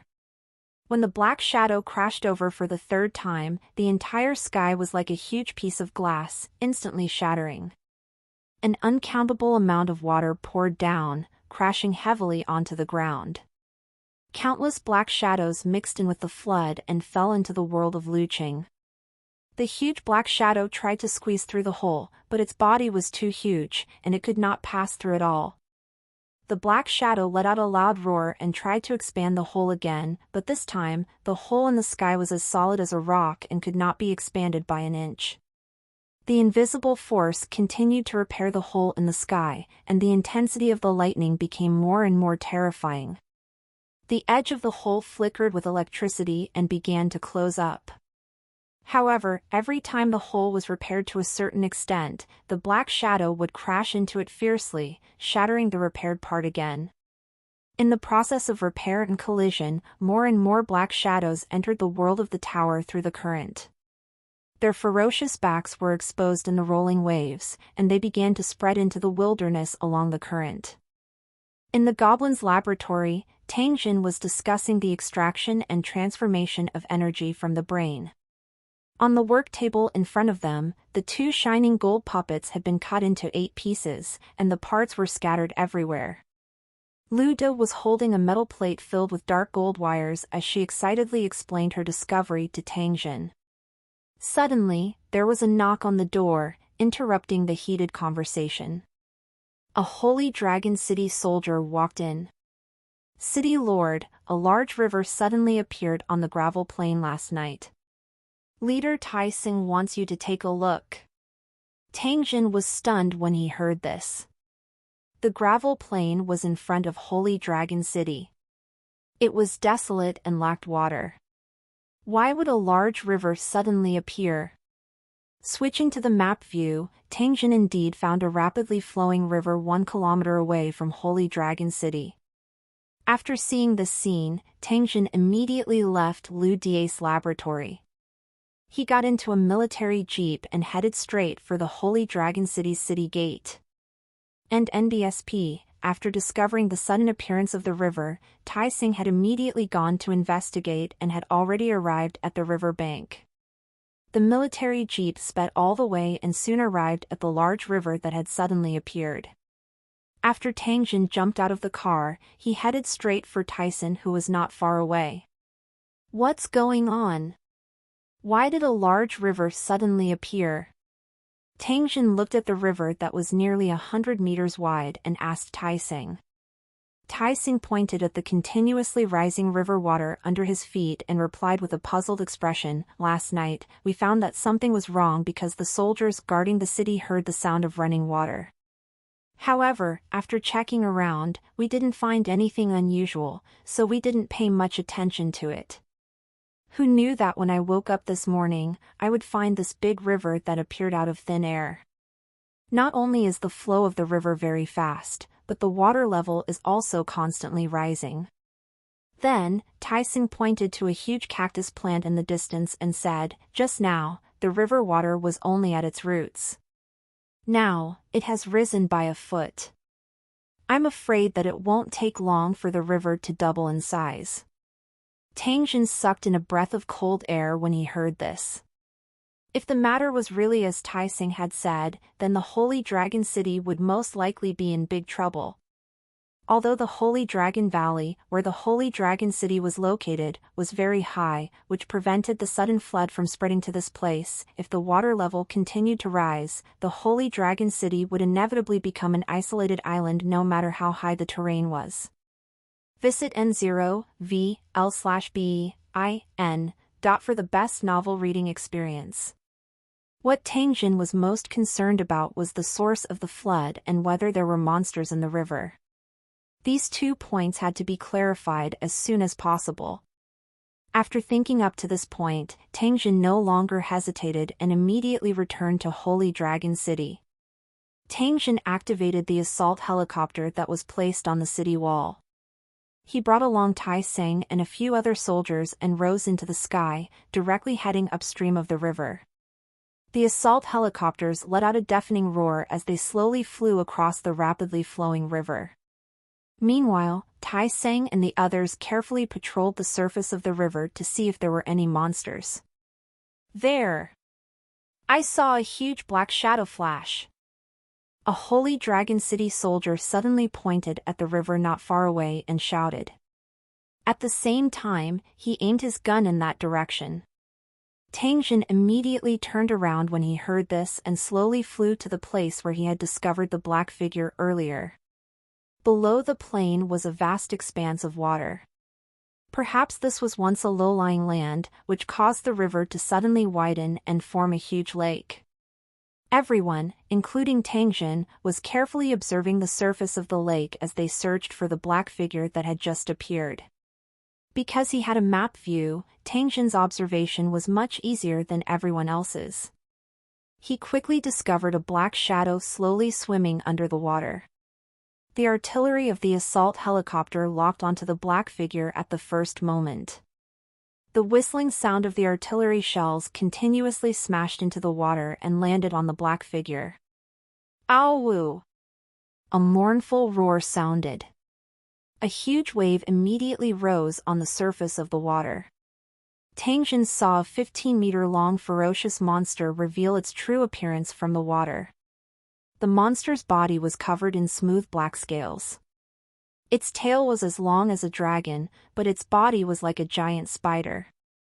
Its snake-like head was filled with colorful bone spikes. It was roaring angrily at the helicopter. Tangjin had already activated the monster detector. His gaze was firmly fixed on the water monster, and a set of words quickly popped up. Falling Star Sea, Spider Dragon Monster, Level 5 Monster. Its swimming speed in water is average. Its teeth contain poison and can shoot out bone spikes. Its weakness is at the intersection of the spider's body and the dragon's tail. What the hell was the Starfall Sea? How did the seawater flow onto the land? These two questions had just appeared in Tangjin's heart when he saw the dragon spider monster suddenly close its mouth. Its cheeks instantly swelled into a large ball. Not good, it's going to shoot out bone spikes. Tangjin suddenly recalled the description in the monster detector and immediately maneuvered the assault helicopter to dodge. Pfft! The huge head of the arachnid continued to chase after the assault helicopter in the sky, its ferocious eyes filled with thick red veins. When the assault helicopter slowed down slightly, it immediately shot out a half-meter-long black bone spike.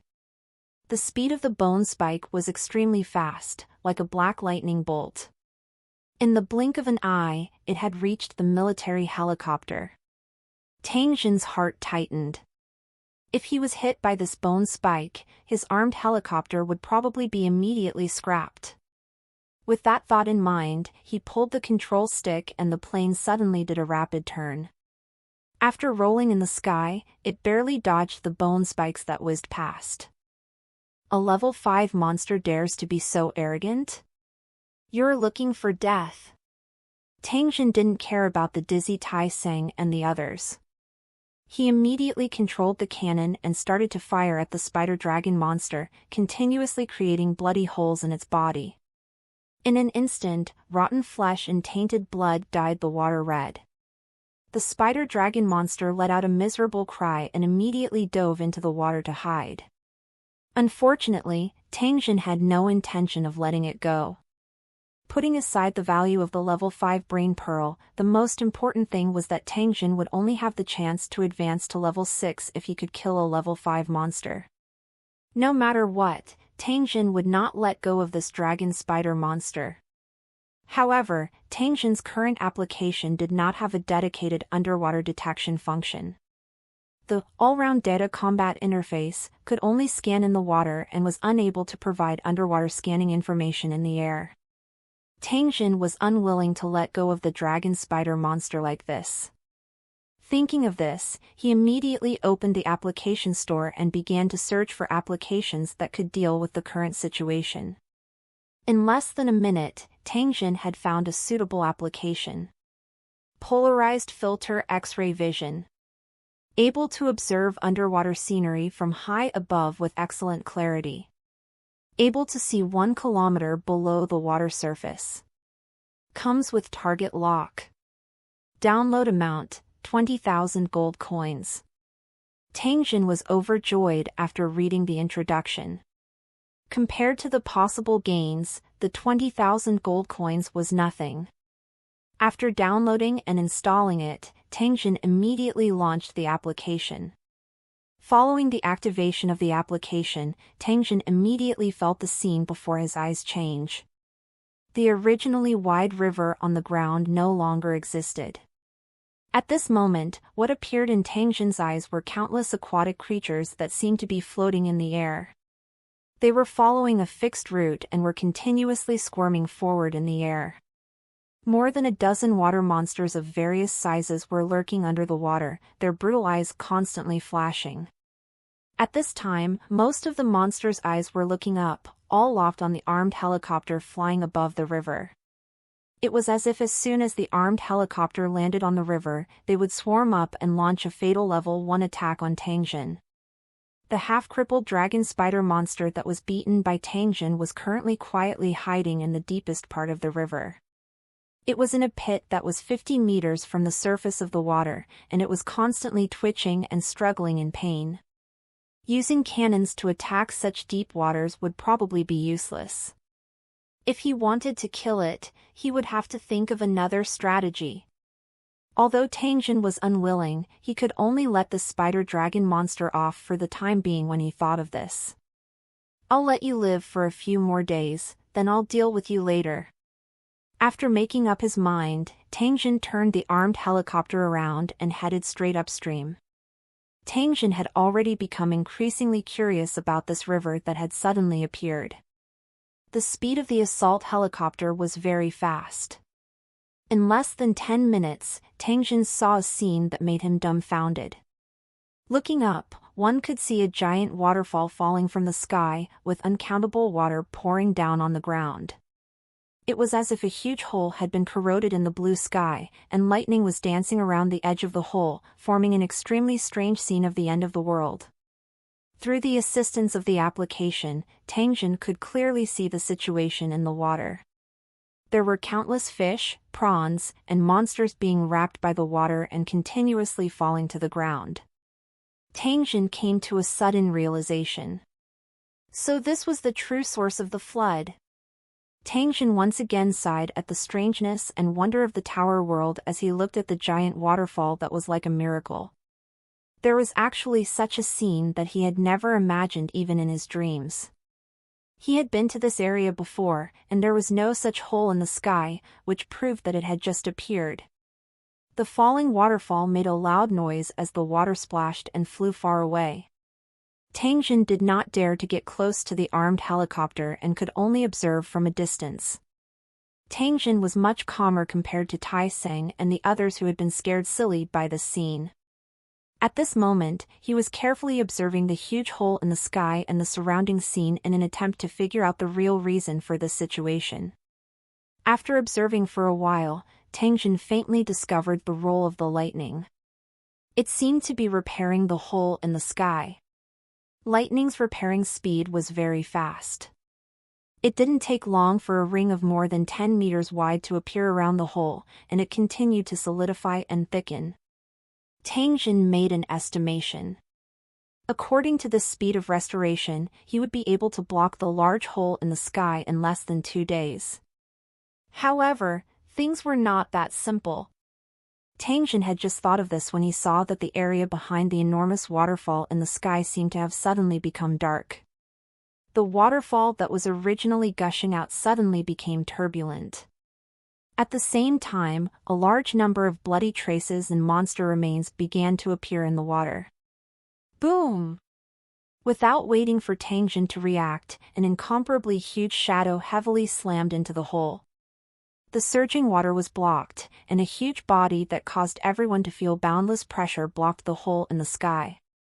The body was ink black, and its huge scales were like exquisite works of art. They were covered with strange patterns, and each piece was nearly 100 square meters in size. With its impact, the hole that had been repaired by lightning was expanded again, and all the previous repairs were in vain. At the same time, an extremely uncomfortable feeling surged into everyone's heart, causing Tangjin and the others to be extremely terrified. Tangjin was greatly shocked. Just what kind of monster was this? It was actually so terrifying. Just the aura that it emitted was sufficient to cause people to not dare to form any thoughts of resistance.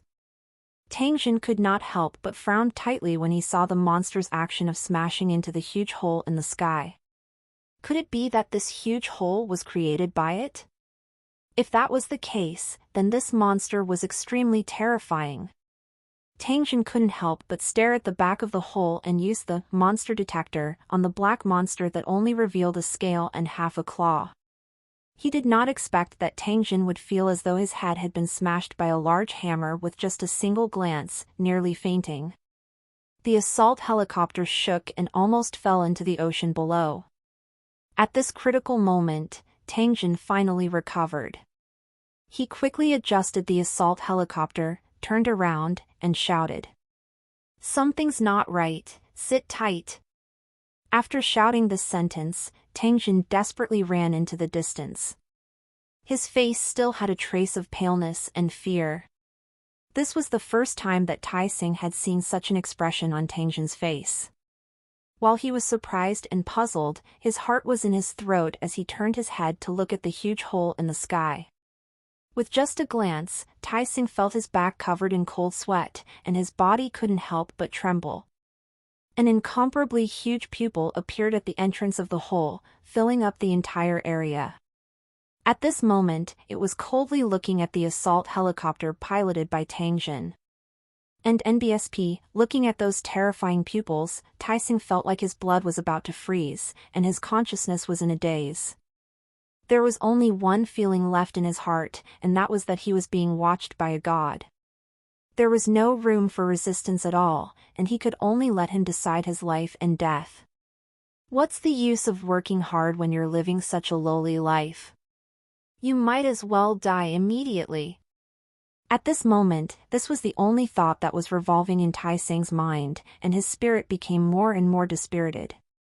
If this situation continued any longer, then Tai Sing would lose his will to fight forever and wait for death to befall him in despair without any resistance. Paw! With the back of his head suddenly hit, Tai Sing's body trembled as he instantly woke up from the feeling of being a lowly ant that wanted to die immediately. No matter what the situation is, never give up hope.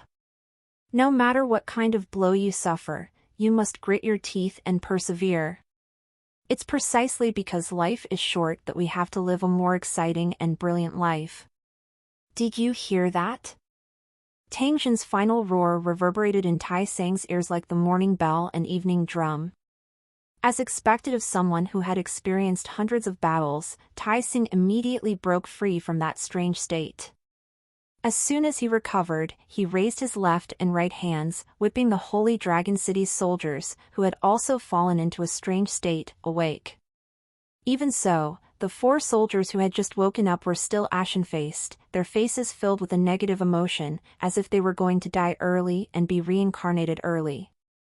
All of you, get your F***king spirits up. We'll slap each other until we draw blood. Hearing this, the soldiers seemed to be a little reluctant and disheartened. Fortunately, the habit of obeying orders had been deeply rooted in their hearts. No matter how unwilling these Holy Dragon City soldiers were, they could only lazily start beating each other up. After a dozen heavy slaps, their faces were already swollen. Get the latest chapters on n/velbin.com. The burning pain finally caused some fluctuations in their dead eyes, which then became brighter and brighter. After a dozen more slaps, one of the Holy Dragon City's soldiers finally woke up. F***CKU, old 9. Why did you slap your bone cat grandpa? The bone cat's mouth was covered in blood. It covered its swollen cheek and glared at Su Laojiu. Su Laojiu had a blank look on his face, but after being scolded by the bone cat, it was as if he had been provoked. He immediately quivered. Io, you monster's son of a b***tch. You've pulled out my molars. And NBSP, after saying this, Su Laojiu spat out a mouthful of blood, and there was a black tooth in it. The bone cat immediately burst into laughter and pointed at Su Laojiu. You bastard son, you still dare to blame your father? Do you have a conscience? If I didn't help you knock out this rotten tooth, wouldn't you still be in so much pain that you can't sleep every night like usual? As the two of them argued, the other two Holy Dragon City soldiers also regained their consciousness. They covered their oily cheeks and glared at each other in confusion. Seeing that his subordinates had returned to normal, Tai Seng's suspended heart finally settled down. Turning around to look at the gloomy-looking Tang Jin, Tai Seng asked with a lingering fear, "City Lord, what the hell is that thing? Why does it make people want to die? If it wasn't for you, I'd probably have jumped into the river to feed the fish." Tang Jin frowned. He inhaled a deep breath of air and slowly said, "It's an existence that we can't afford to provoke now. It can kill us with a thought. Damn it, how could that terrifying thing appear here and even create a big hole in the sky?" After Tang Jin said this, he said in a serious voice, "It's a terrifying monster that has surpassed the Lord tier and entered another level. If you have to measure it by level, you can see it as a level 11 monster." What? Hearing this, Tai Seng was dumbfounded. Unlike Tang Jin, Tai Seng had been struggling to survive in the endless wilderness since he was born. He had a much deeper understanding and experience towards the monsters in the wilderness. It was also because of this that Tai Seng found it unbelievable. To ordinary wanderers, monsters above level 4 were already extremely terrifying existences, and they would usually turn pale at the mention of them. After becoming the Luqing warriors, their horizons had broadened, and the challenges they faced had gradually increased. At this point, only Lord-tier monsters could make them feel afraid. However, never in his wildest dreams did Tai Seng imagine that he would encounter an existence that was even more terrifying than a Lord-tier monster. This monster was so terrifying and strange that he almost lost his life just by looking at it. Thinking back to the desire to die that he had just experienced, Tai Seng still felt his hair stand on end. After understanding how terrifying this monster was, Tai Seng couldn't help but worry in his heart. Would this guy escape from the hole in the sky? If things really developed in that direction, the Holy Dragon City would be in danger. As if he had seen through Tai Seng's worry, Tang Jin said to Tai Seng without turning his head while flying the plane, "You don't have to worry too much. Although this monster is extremely powerful, it definitely won't be able to break through the hole in the sky so easily." The force of its impact was extremely terrifying, but it was still unable to cause much damage to the hole. Furthermore, after each impact, the hole would automatically repair itself. This meant that the hole in the sky could only be expanded to this extent. No matter how terrifying its strength was, it was powerless to do anything. This might be the influence of some kind of heaven-earth law. Otherwise, it would have already broken through the hole and come here. Even though he was comforting Tai Seng, Tang Jin was still shocked by the information he got from the monster detector. Starfall C, Magic Eye T-Rex, level 11, King tier monster, the rank of a Lord tier monster after its next upgrade. Possesses a special talent in finding spatial gaps. Excels in mental control. Flaws, unknown? This was the information that Tang Jin had obtained after using the advanced monster detector. This was also the reason why he had left this place in a hurry. If they hesitated, they would be controlled by the King tier Demon Eye T-Rex, and they would have no chance of escaping. Tang Jin glanced at the vast ocean below the plane after he thought of this. A trace of worry flashed across his eyes.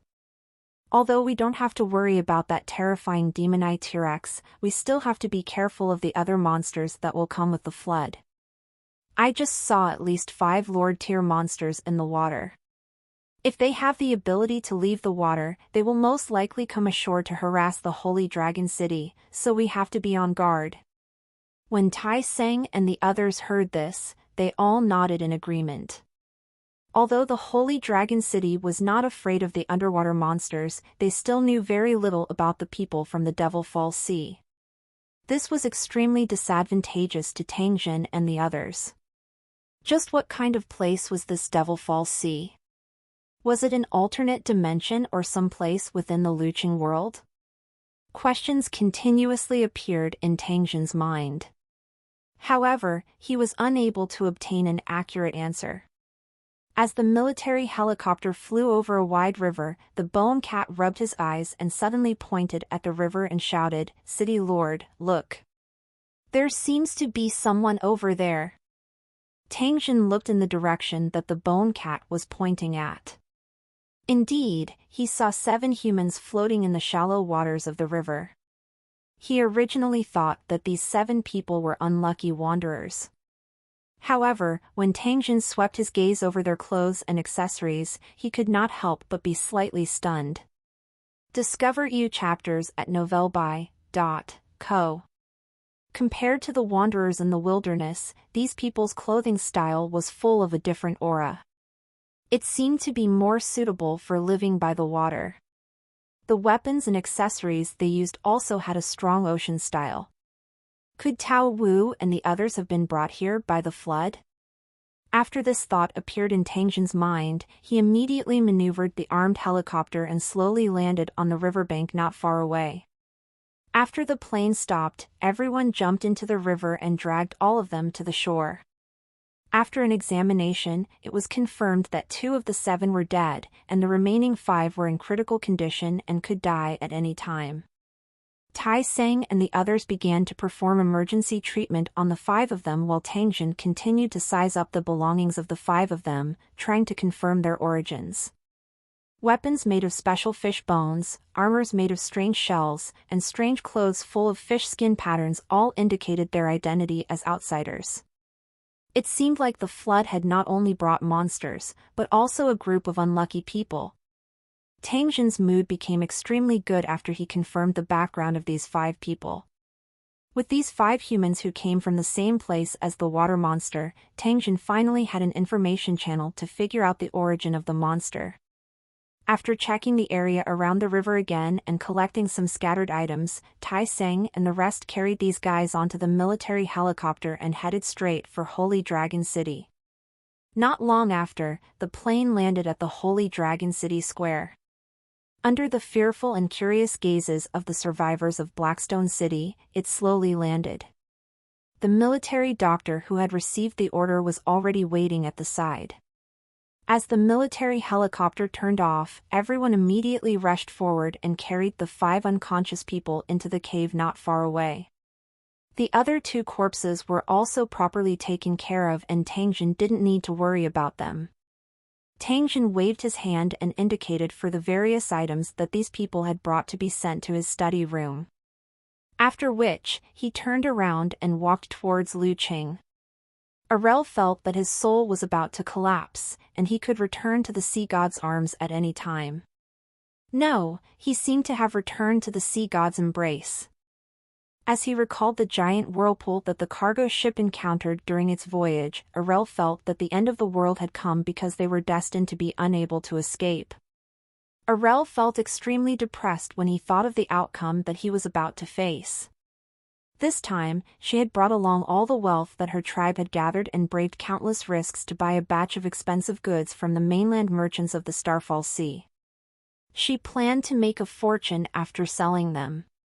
He believed that the profits from the sale of the goods would definitely allow his clansmen to live a good life for a few years. Everything was going smoothly, and the smile on Arel's face grew. However, when they were less than halfway to their destination, they encountered something that the 100 races of the Starfall Sea were most unwilling to encounter. A king-tier monster suddenly appeared and drove countless sea monsters into a whirlpool.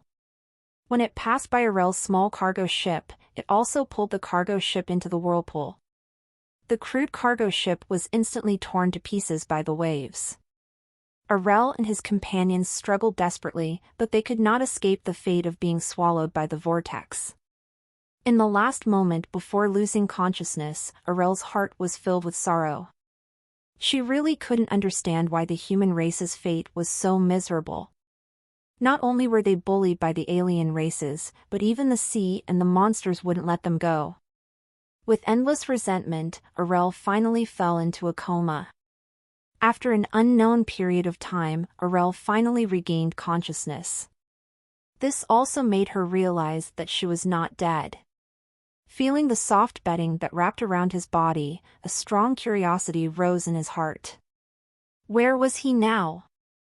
Opening his eyes with great effort, the first thing that Arel saw was a field of rocks. He seemed to be in a cave. There were 4 beds in the surroundings with their clansmen lying on them. At this moment, they were still unconscious, and strange tubes were fastened to their mouths. A girl in a white robe saw that he had woken up and immediately waved to the side. Then, Arel saw 2 human cultivators in the same uniform walk over. "I'm the commander of the Holy Dragon City's cultivator troop. You can call me Qianlong." After the young cultivator introduced himself, he looked at Arel and said, "Now, can you tell me your name and identity, and what kind of place is the Starfall Sea?" When Arel walked out of the cave, he was shocked by the scene in front of him. What appeared in front of her was a huge valley that was like a fairyland. The beautiful colorful scenery was too much for her to take in, and there was peace and warmth everywhere. Countless human beings were working together. Some of them were building valleys, while others were tidying up the land by the lakeside. It was a busy scene everywhere. Arel had never seen such a magnificent scene of labor, even in the powerful foreign clans. This might be a building of some powerful human race. Otherwise, it's hard to explain everything I've seen. But why have I never heard of this place? Check out LTSTVL on novl/bin.cm.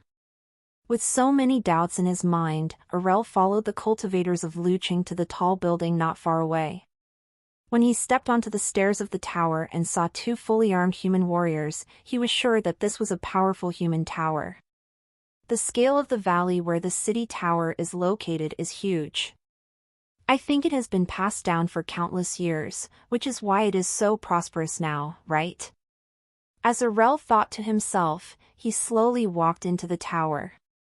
On the roof of the building, Arel saw many glowing things. The light they projected illuminated the dark corners and lit up the interior of the building. He walked up the huge steps and finally stopped in front of a room. After knocking on the door, the cultivator ordered Arel to go in alone while he stood guard outside.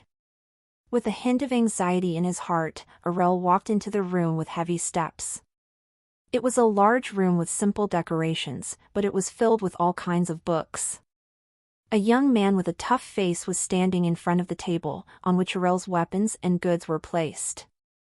After seeing Arel come in, Tangjin pointed to the things on the table and said, "If I'm not wrong, you should be from the Devil Fall Sea and are all ordinary wanderers." Tangjin paused for a moment when he said this. He then said to Arel, "Do you also call the non-residents of Luqing wanderers?" Tangjin's voice was very gentle, and it made Arel unconsciously relax. "Respected city lord, we are known as wanderers near the Starfall Sea. It has the same meaning as the wanderers you mentioned." Arel's voice was extremely clear, and it seemed to have a mysterious seductive rhythm, giving people a very beautiful feeling. Tangjin frowned slightly. This might be some kind of talent that the other party had. After all, she was only a rank 2 cultivator and was still unable to charm him. "I've never heard of the Starfall Sea. You can describe that place to me, the more detailed, the better." Tangjin's words caused Arel's heart to skip a beat. She could now confirm that she had already left the Starfall Sea and was now in an unknown region. Although he had already guessed this, when his guess turned into reality, he still felt extremely terrified. God knows where that damn vortex had taken him, and whether he could ever return to his tribe in this life. Pushing down his chaotic thoughts, he raised his head and found the young city lord Lu staring at him as if waiting for his answer. After taking a deep breath, Arel began to narrate. The Starfall Sea is an extremely vast and dangerous ocean. There are countless terrifying sea monsters and living creatures in it, as well as many foreign races and humans. In this area, the non-human kind was the ruler, and the human race was the one being exploited. They had to work hard every day to survive. There were battles between sea monsters, pirates, and foreign races. Ever since the day I was born, the Fallen Star Sea has never had a moment of peace. This time, my clansmen and I bought a batch of rare goods from the mainland's merchants and were prepared to ship them to a remote island to sell. However, we encountered a king-class sea monster and a terrifying ocean whirlpool. When I woke up, I found myself here.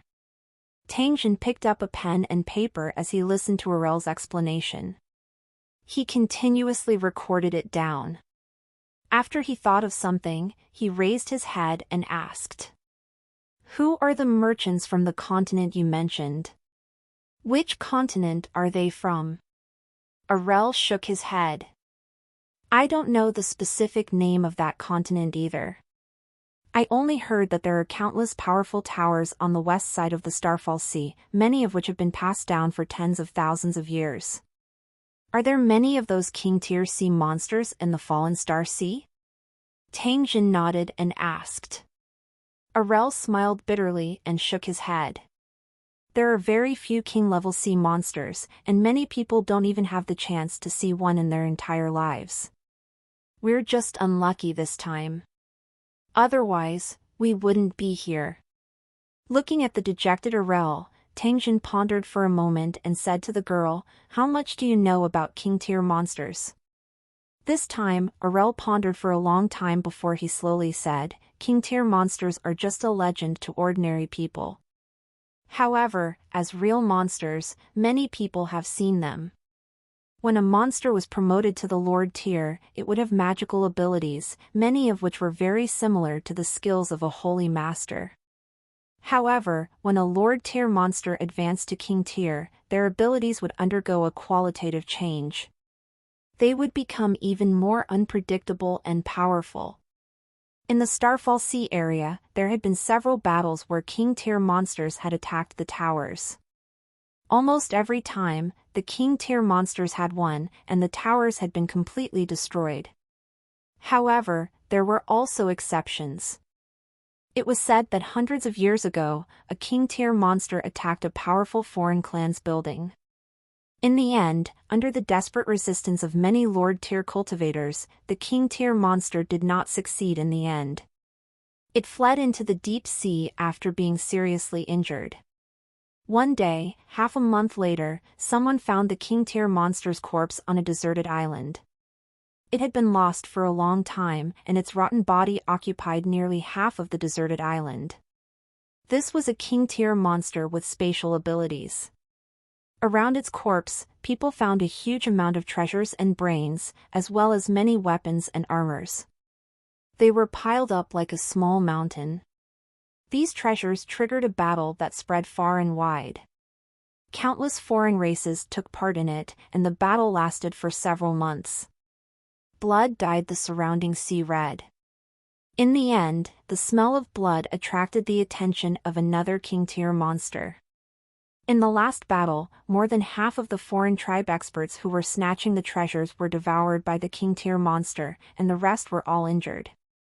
Countless treasures went missing, and no one ever found their traces again, hee hee. Tang Jin's understanding of King-tier monsters became clearer as he listened to Arel's explanation. Without a doubt, the demon-eyed Tyrannosaurus that had created a hole in the sky was a King-tier monster with magical abilities. It had used its ability to discover the folded space in the falling star ocean. Perhaps it was its nature, but the magic-eyed Tyrannosaurus used its own ability to enter that space and materialize. It began to crash into the folded space. The magic-eyed T-Rex's actions eventually brought disaster to Holy Dragon City, which was an unknown distance away from the Starfall Sea. A huge hole was created in the sky that was not solid, causing an uncountable amount of seawater to pour out. After figuring out the true origin of the demon-eyed Tyrannosaurus, Tang Jin's mood also became a lot more relaxed. As long as this fellow wasn't a creature from another dimension, it shouldn't have the ability to expand the hole in the sky. He believed that it wouldn't take long for this demon-eyed Tyrannosaurus to lose interest in crashing into the hole. As long as the demon-eyed Tyrannosaurus was gone for 2 days, the hole in the sky would be completely repaired, and the endless seawater would stop gushing out.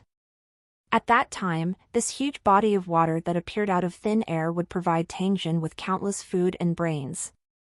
Thinking about it this way, the appearance of the Magic Eye T-Rex didn't seem to be a bad thing. How many kinds of fish and prawns that can be eaten in the Fallen Star Sea can you recognize? Tang Jin finally asked Arel. Arel looked at Tang Jin in bewilderment. Her slightly open mouth revealed her white teeth that were like shells. Perhaps it was because of the sea breeze, but her skin color appeared very healthy. I know many kinds of fish and shrimp, but how are you going to go to the Starfall Sea to catch cormordians?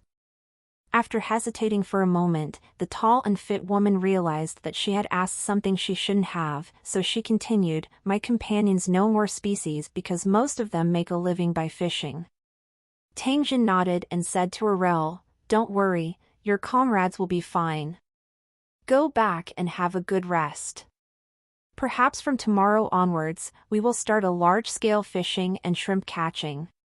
Follow you stories at n/velb/in.com." Arel didn't understand what Tang Jin meant, but he still bowed and left the city hall. After seeing that Arel had left, Tang Jin returned to his chair and began to list the fishing tools he needed to buy on a piece of white paper. After the Holy Dragon City gained almost 10,000 people, the food supply immediately became a big problem. Tang Jin had planned to contact a world-class food group after returning to his original world and purchase a large amount of food from them to deal with the current predicament. When the Holy Dragon City had a large piece of land to harvest, he believed that they would be able to be self-sufficient in a short time. However, the sudden appearance of the huge river brought Tang Jin a new source of food.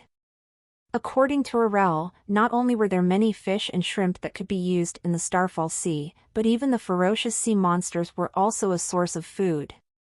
It was because of the abundant food in the Fallen Star Sea that the humans there barely did not have to go hungry. But that was all. Due to the oppression of the foreign races, the wanderers in the Falling Star Sea only suffered slightly more than the wanderers in the wilderness. Now, because of the flood, these fish, shrimp, and monsters had been brought to the vicinity of the Holy Dragon City. Tang Jin had to make good use of such an abundant food resource. After summoning the Holy Dragon City residents who were in charge of managing the survivors of Black Rock City, Tang Jin ordered them to select people who were good at fishing. The more the better. At the same time, the imprisoned soldiers of the Luchan Kingdom would also participate in the fishing. Tang Jin did not intend to let them eat for free. Half an hour later, Tang Jin, who had activated the Quantum Stealth Light screen, was teleported to the rental house in the Pickle Nation. After confirming that there was no surveillance equipment in the surroundings, Tang Jin walked out of the rental house. The company that Lin Huishuan and the other two had founded was already on the right track, and the development of virtual game equipment had also entered a critical stage. It wouldn't take long before it could be launched into the market. During his stay in the Kimchi Kingdom, he had caused quite a bit of trouble and attracted the attention of many forces. The danger would increase if they stayed for another day. Tang Jin did not need to look for trouble. After purchasing the fishing supplies this time, Tang Jin would leave Kimchi Country to seek revenge on the mysterious organization that kidnapped Jin Mingjin. After going through the face recognition of the Universal Electronic Kit and a large amount of data screening, Tang Jin had already locked onto the location of the mysterious organization. The mysterious organization belonged to a super-industrial group in the Wei Island. On the surface, it was a biological research institute under the group, referred to as. Through the information collected by the Universal Electronic Kit, Tang Jin knew that the organization had been conducting research on various super creatures and had close ties with the Wei Island military. According to the information obtained, it could be confirmed that SST had successfully completed many cases of super creature experiments. At present, in the international waters of the original world, super creatures bred by SST often appeared and were witnessed by voyagers many times. In the information that Tangjin had, it also mentioned that the organization was currently conducting a secret research called Super Soldier. However, there was very little information on what kind of results they had obtained. It was reasonable for such an organization to be interested in Tangjin. However, their actions had angered Tangjin and they had provoked a powerful enemy. After arriving at the market by car, Tangjin bought a large number of fishing tools and sent them back to the Luqing world. He then stepped on a ship to the Wei Island. After finding a hidden spot on the boat and sitting down, Tangjin felt the sea breeze that brushed against his face.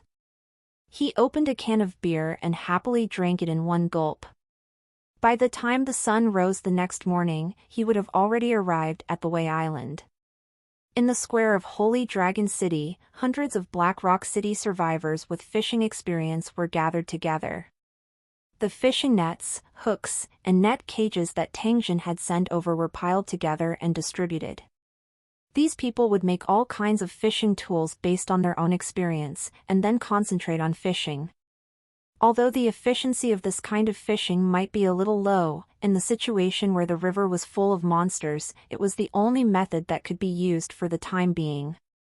When Thousand Dragon and the others learned how to pilot the assault helicopters, they could then stand guard in the air above the river for monsters while using their large nets to catch all the fish and shrimp in the river. The soldiers of Luqing City who were being held in custody would also be selected for those who performed better and given simple weapons and equipment. Their task was simple. They were to supervise the Luqing warriors who had bad behavior and ask them to collect all kinds of shellfish, prawns, and crabs from the river. Tangjin did not show any courtesy to this group of people who did not understand the situation. If they were killed by a sea monster while fishing, they could only blame it on their own bad luck. Under the watch of the Holy Dragon City's soldiers, the 1,000 or so people began to move towards the river. It did not take long for them to reach the river bank. Seeing the wide river that had appeared out of thin air, the captives and the survivors of Black Rock City had a hint of fear in their eyes. The selected fishermen put all kinds of fishing tools into the water and then retreated to the side to avoid being dragged into the river by the sea monsters. Further away, there were many captives who did not perform well. They were waving hooks with food embedded in them and constantly throwing them into the water. From time to time, they would catch a strange-looking big fish. A little further from the shore were the prisoners who had performed well. They held sticks and were responsible for watching over the stubborn prisoners. Since they did not come from the same building and they wanted to perform well, the guards did not show any mercy when they hit them. After being beaten up continuously, the disobedient captives became obedient and began to fish. Even further away were the Holy Dragon City's warriors in chariots. Not only did they have to look after the captives, but they also had to lift the monsters in the water. They didn't dare to be careless. More and more fish and prawns were brought ashore.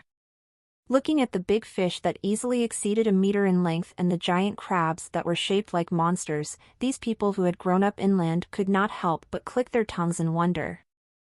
The people in charge of collecting fish and prawns were busy transporting the big, lively fish back to Luqing. Arel would identify them and pick out the edible species.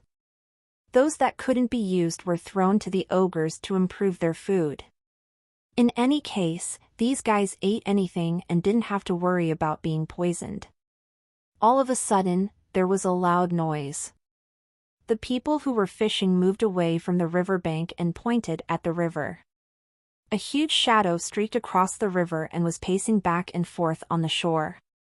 From its appearance, it should be a huge water monster. The Holy Dragon City soldiers, who were already prepared, immediately dispersed the crowd. At the same time, they operated their machine guns and locked onto the shadow in the river. Fire! Following Tyson's order, the two mounted machine guns immediately started shooting, and the monster in the river was covered in blood. The monster jumped out of the water in pain and revealed its true form. It turned out that this was a snake-shaped creature with huge fins.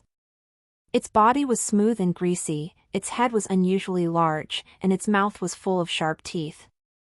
Judging from its aura, it was only a level 3 monster. Such a low-level monster was not worthy of the Holy Dragon City warriors' attention. The gunshots stopped after less than 20 seconds, and the Hydra's head had become a pile of mush. The killed water monsters floated on the river's surface and were quickly pulled to the shore by the group with hooks. After loading them onto the cars, they were transported to Holy Dragon City to be dismembered. According to Arel, the Hydra's meat could be eaten, so they naturally couldn't waste it. After easily killing a Hydra, the panicked fishermen immediately calmed down. Since the Holy Dragon City's warriors could easily kill the Hydra, they did not have to worry about their safety. With safety assured, the efficiency of fishing immediately increased. More and more fat fish and prawns were caught ashore and quickly sent to the Sacred Dragon Valley for processing. During the fishing period, there were several water monsters that appeared, but they were easily taken care of by the Holy Dragon City warriors without causing any casualties. However, the captives who were using fishing hooks were not so lucky. More than 10 people were pulled into the river by the big fish. Other than an unlucky fellow who was swallowed by the big fish, the rest of the captives were rescued. These guys sat on the shore with pale faces, their faces still filled with fear. After comparing the prisoners who had performed outstandingly to their own situation, the dozen or so people who fell into the water immediately made up their minds. From now on, he would perform well and get out of this damn captive status as soon as possible. The more they knew about the Holy Dragon City, the more desperate they felt. In the face of such a powerful enemy, the city they were in had no way of fighting back. The city lord had been killed, and most of the soldiers and cultivators had been captured. Colossal Bone City and the other 2 Grade 2 towers had already ceased to exist. Since that was the case, it was better to surrender as soon as possible. Maybe he could even get the qualifications to be a reserve resident of Holy Dragon City. If a man didn't do it for himself, the heavens would punish him. More and more captives had such thoughts, and the hidden hostility began to gradually dissipate. If Tangjin knew the thoughts of these captives, he would definitely be very happy and reward them with a sumptuous seafood meal. As the sun set, the people who were fishing began to return to Holy Dragon City. Perhaps it was because of the bountiful harvest, everyone's faces were filled with smiles. Although they didn't know how many fish and prawns they had caught today, they were sure that it was an astonishing number. The mountain-like piles of fish and prawns in the Sacred Dragon Valley confirmed their suspicions. The residents were still processing them and storing them in various ways. Drying, steaming, or marinating, all sorts of methods were used. The chefs of the Holy Dragon City were all circling around the stove. After the half-meter-long shrimp and crabs were cooked, they were all placed on the table as tonight's dinner.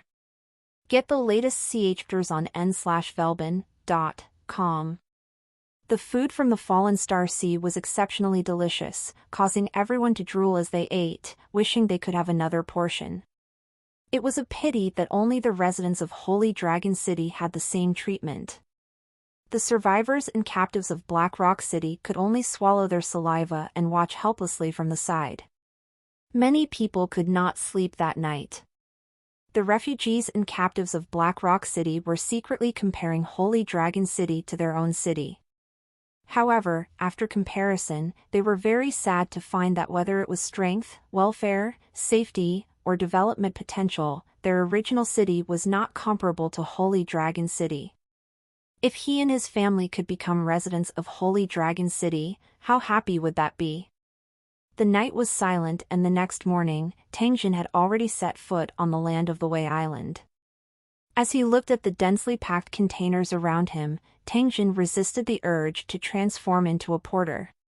He activated the Universal Electronic Kit and began to locate his target.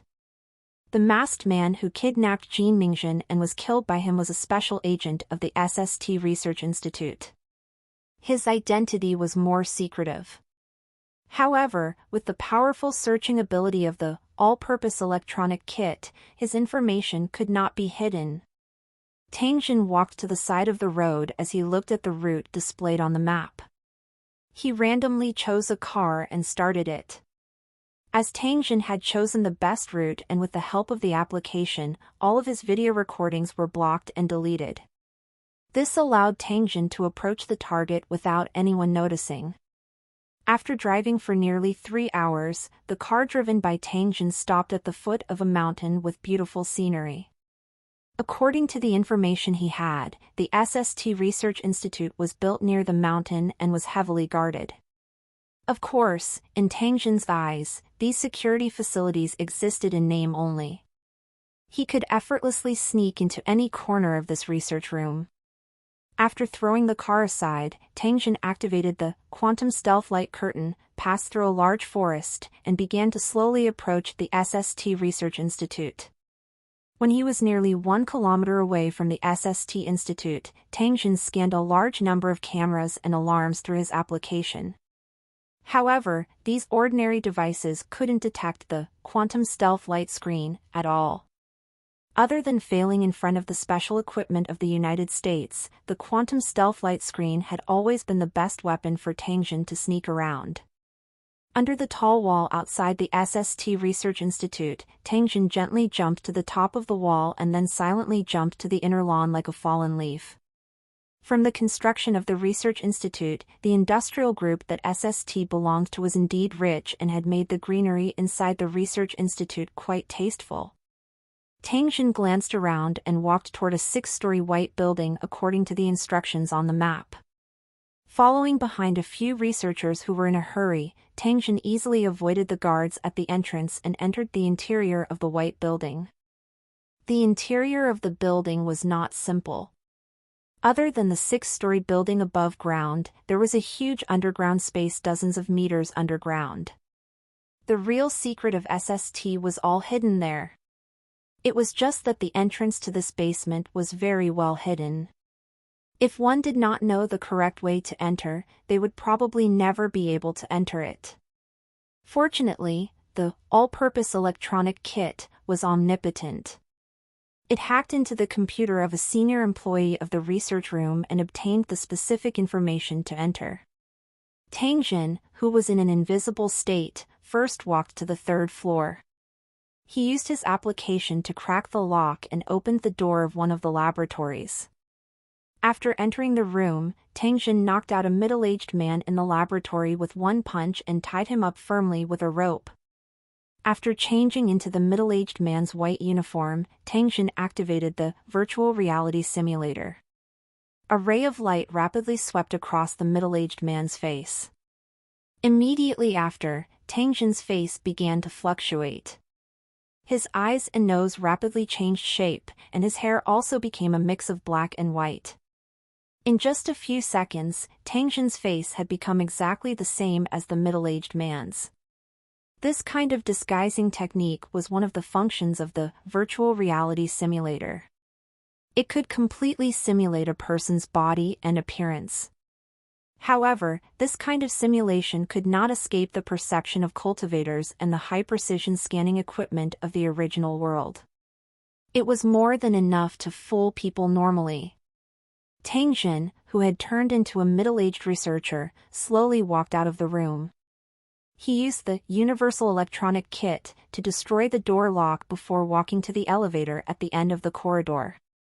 After entering the elevator, Tang Jin used his employee tag to scan a certain area on the elevator and then pressed a button in succession. A ray of light swept across Tang Jin's entire body. Under the shielding of the universal electronic kit, he did not discover any abnormalities. After doing all of this, Tang Jin stood with his hands behind his back. His face was wooden. Ding! Ding! A notification sound was transmitted over. The elevator door slowly opened, and a brightly lit underground hall appeared before Tang Jin's eyes. Tangjin let out a cold laugh as he looked at the transparent high-strength bulletproof screen wall in front of him and the busy crowd behind it. He placed his palm on the scanning platform at the entrance. Verification complete. Please enter. Following the elegant voice of a Wei Island woman, Tangjin slowly withdrew his palm and stepped into the bulletproof glass door that had just been opened. SST's Underground Research Institute had already appeared in front of him without any cover, and he could do whatever he wanted. According to the information collected by Tangjin, this underground laboratory had the best experimental equipment in the original world. There was also experimental data from various super creatures. There were many things that could not be measured with money. Therefore, what Tangjin had to do was to completely empty this place. Following Tangjin's operation, the entire Underground Research Institute's communication system was completely blocked, completely losing contact with the surface.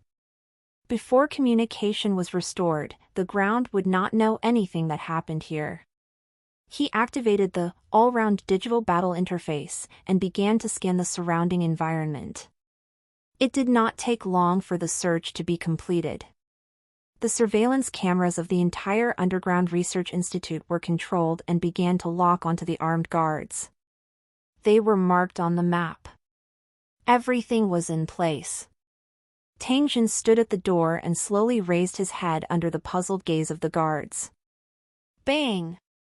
After sending the guard beside him flying with a punch, Tangjin laughed out loud as he took out an automatic rifle. He pointed it diagonally to the sky and pulled the trigger. Pa pa pa. Rapid gunshots sounded, causing all the staff in the Underground Research Institute to be startled at the same time. They immediately panicked after seeing Tangjin holding an automatic rifle. The three guards quickly approached Tangjin and tried to use their taser guns to subdue him. However, they had just taken a step when they were knocked to the ground by Tangjin. All of them were shot in their vital parts. All of you, get on the ground and spread out your hands. Otherwise, I won't be polite. Get latest level CHDRs on NVE/LBJ/N.C/M. Tangjin once again knocked down a guard who had tried to launch a sneak attack as he shouted at everyone. Looking at their blood-stained white uniforms, the researchers finally realized what they should do. They immediately lay on the ground obediently, their movements extremely swift. Tangjin nodded his head in satisfaction when he saw this. He looked around and chose a spacious room before ordering all the researchers to enter. After one room was filled, Tangjin ordered everyone to enter another room. After the two rooms were filled up, Tangjin took control of the Underground Research Institute's fire broadcast system and loudly shouted, "You bunch of B***stards, you actually dared to scheme against me. Now I'm here to collect interest. Do you want your experimental equipment and research materials? Then send the materials I need to the location I've given you, or I'll let you see a pile of scrap metal." After shouting, he saved the recording and entered a map into the computer. After finishing these things, Tangjin began moving the valuable experimental instruments into the space and piled them up in the Holy Dragon City's warehouse. Other than these experimental instruments, he also did not let go of anything that Tangjin thought was valuable. He brought everything back to Holy Dragon City. During the transportation, they would occasionally encounter hidden researchers and armed guards. Every time this happened, Tangjin would unceremoniously knock them unconscious. If they dared to resist, he would directly shoot and kill them. After being busy for half a day, Tangjin finally cleared the Underground Research Institute completely without leaving a single piece of paper. When the boss of the Research Institute saw the scene, would he faint from heartache? Tangjin had just casually inquired about the price of one of the experimental equipment and was surprised to find that it was worth over 100 million. Moreover, it was not something that could be bought with money. Looking at the text introduction of this test equipment, Tangjin realized that he seemed to have overlooked a source of income. If he had all kinds of rare materials, could he auction them in his original world in exchange for what he wanted? However, if he did that, he would officially step onto the stage and be recognized by everyone. Tang Jin was a little conflicted as to whether he should do it or not. After carefully thinking for a while, Tang Jin felt that the advantages of this matter outweighed the disadvantages. If the conditions allowed it, there was no harm in doing it.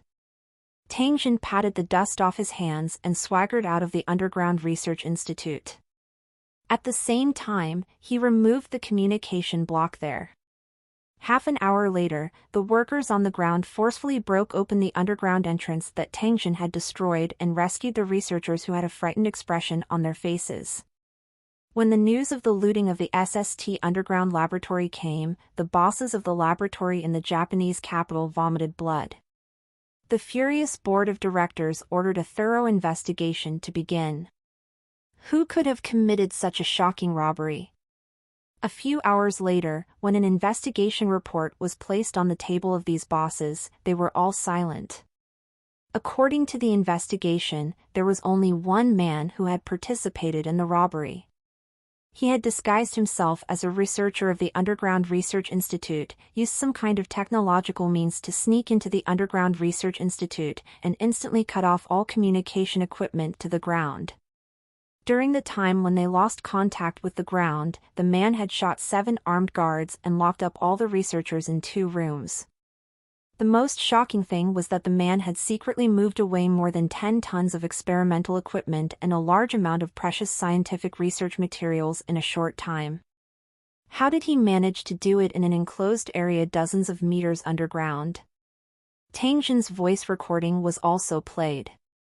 The information revealed in his words made these behind-the-scenes bosses whisper to each other. A gloomy-looking middle-aged man waved his hand, and the door of the conference hall was opened. A young woman in a black combat suit walked into the hall. She looked around and said to the crowd, "According to the information we have, the SST robbery was most likely done by a man from the Asian Alliance." As the woman spoke, Tang Jin's ID photo was displayed on the big screen behind her.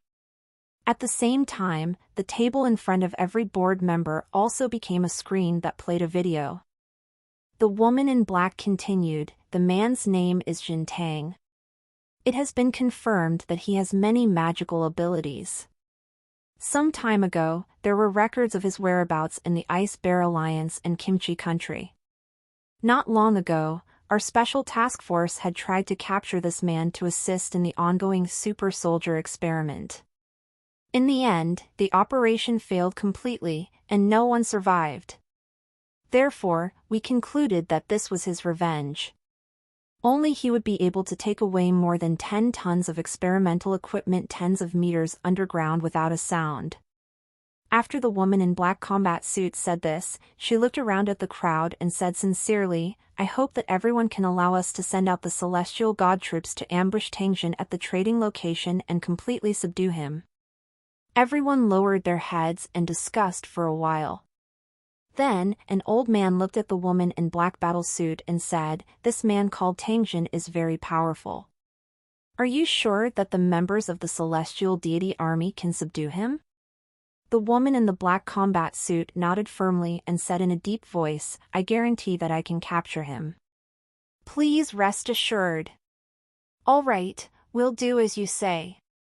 Tang Jin had set the date for the trade with Spa half a month later, which was enough for them to be anxious for a while. He believed that he would be able to gather all the things he wanted.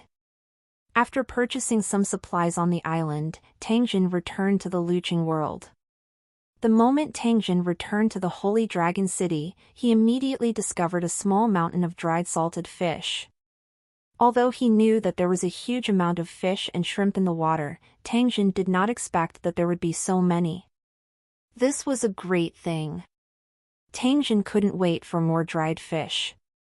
In the dining hall of the Holy Dragon City Square, Tang Jin was followed by Arel and her clansmen.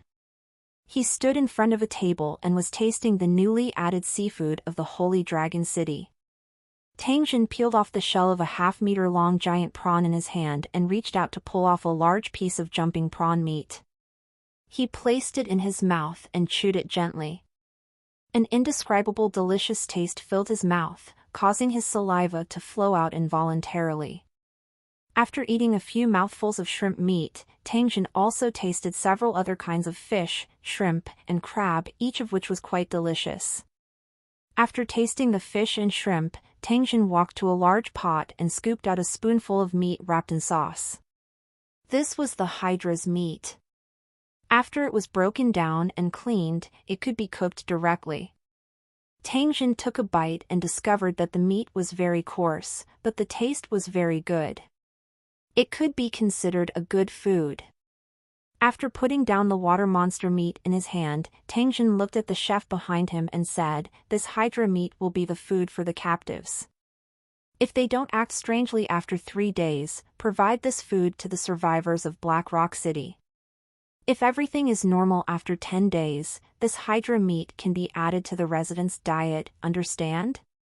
The chef nodded in agreement, indicating that he would do as he was told. Tangjin nodded. He turned to look at Arel and the others behind him and asked the 5 of them to follow him to the river. From time to time, a car filled with fish and shrimp would pass by on the wide road in the sacred Dragon Valley, carrying a strong fishy smell. Seeing the cars of the Holy Dragon City, Arel and her people were full of surprise because they had never seen such a self-moving 4-wheeled cart. In the few days that they had woken up, the shock that Holy Dragon City had given them had increased. Compared to the refugees of the Fallen Star Sea, the Holy Dragon City was far superior in every aspect. If they could live in such a place forever, how happy would they be? When they reached the river, a lively scene of fishing appeared in front of everyone. With the harvest from the previous 2 days, the Holy Dragon City had mobilized nearly 3,000 people to catch fish this time. The densely packed crowd filled the riverbank. In order to improve the efficiency of fishing, the fishermen began to use the blood and internal organs of water monsters as bait to attract the fish and shrimp upstream and downstream, and then concentrate on fishing. The water monsters that would cause a trace of panic to the fishermen had now become their target. Once a water monster appeared in the river, the Holy Dragon City soldiers did not need to fire. The captives would fight to throw the 8-clawed fish hooks at it. Once the sharp fish hook caught the water monster, a group of people would pull it out of the water. The next step was for the Holy Dragon City soldiers to operate the machine guns and mince the monsters, and then drag the Hydra's body ashore. With the cooperation of a group of experienced captives, the whole process was as smooth as flowing water. It didn't take long for the killed water monsters to be dragged ashore and transported away in trucks. After ordering Arel and the others to guide them on how to catch the fish, Tangjin also began to prepare to kill the water monster. Tangjin's cultivation was currently at rank 5. If he wanted to advance to rank 6 Lord, he would have to kill 10 rank 5 monsters. Now, the wide river with water monsters everywhere had become the most ideal place for Tangjin to level up. However, when facing underwater monsters, firearms would become very useless.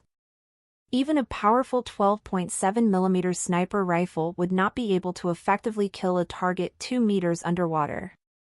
Therefore, Tangjin had to either design a weapon to deal with the underwater monsters or wear the underwater breathing insect and fight those level 5 monsters in close combat. However, the most ideal method was to use depth charges and airdrop torpedoes to attack. Tangjin, who had a military helicopter, could drop depth bombs from low altitude to attack the various water monsters hiding at the bottom of the river. In the military field of the original world, depth charges were a common anti-submarine weapon, and the equipment rate was high. Tangjin, who didn't have any deep water bombs in his hands, had to act as a porter again this time. After thinking up to this point, Tangjin turned around and returned to Liu Cheng, teleporting back to his original world. Tangjin sat on a long bench by the road and started the all-purpose electronic kit. He started to search for the information he wanted. The black technology that was used to transform into a network spirit immediately began to crazily collect information in the Way Island's network system, and at the same time, it began to filter the information. In less than a minute, Tang Jin had obtained the information he wanted. At present, there were a total of 9 places in the Wei Island that stored the things Tang Jin needed. 6 of them were military bases and 3 were underground military reserves. After careful analysis, Tang Jin chose an underground military reserve in a coastal city on the Wei Island. This place had the materials that Tang Jin needed, but it was not eye-catching. After choosing his target, Tang Jin began to act. Tang Jin took the Xingke route and looked at the scenery as he walked. A few hours later, he arrived at the city where the target was located. According to the information that Tang Jin had obtained, this underground military reserve was not far from the sea. It was camouflaged on the outside and he could easily sneak in.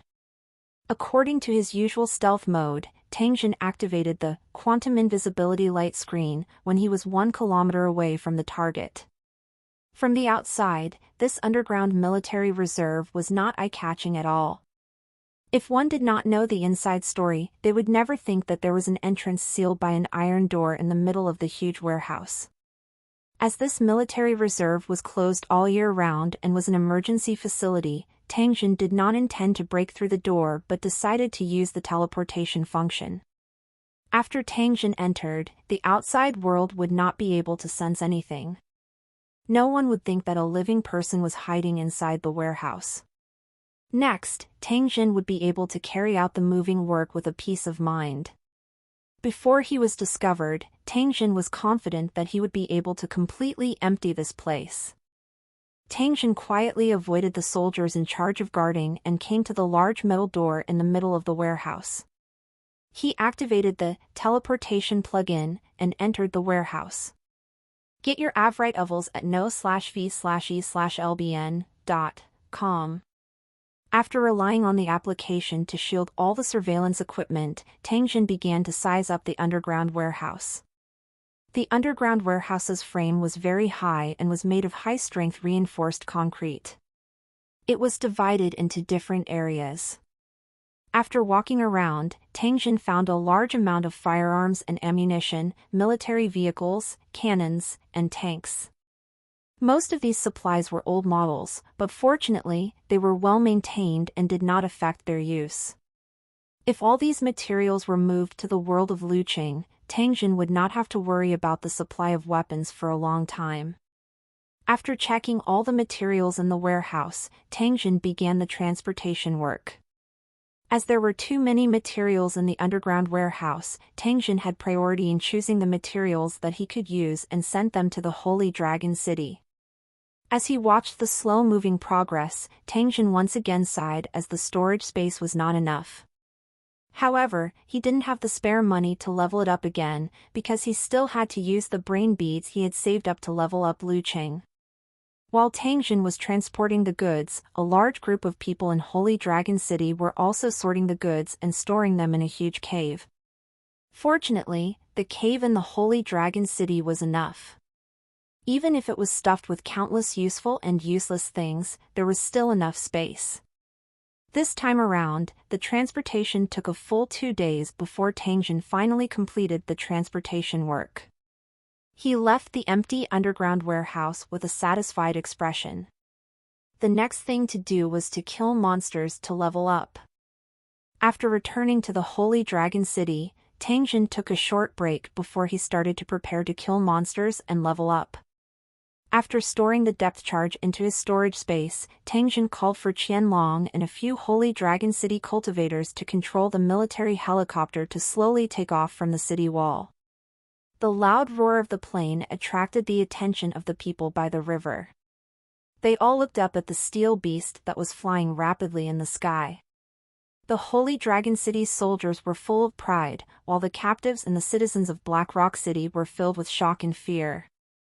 They had a deeper understanding of the Holy Dragon City's strength. With such terrifying strength, who else could stop the Holy Dragon City from rising? The captives and the survivors of Black Rock City had already given up on any thoughts of resistance. They only hoped to perform well and obtain the qualifications to be a reserve resident of Holy Dragon City as soon as possible. A level 4 water monster suddenly jumped out of the river and went straight to the fisherman.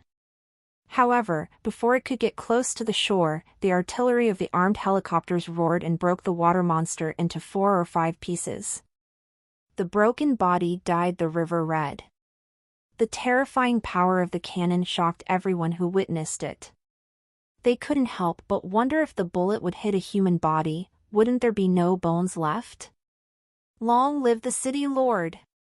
A holy dragon city soldier shouted excitedly, and the people around him also echoed loudly.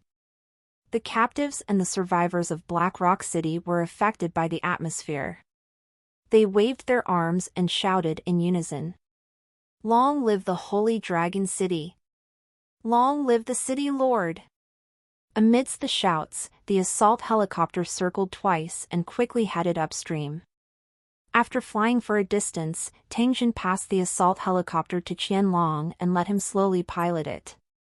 After a period of practice, the members of the cultivator battle team could already control the armed helicopter.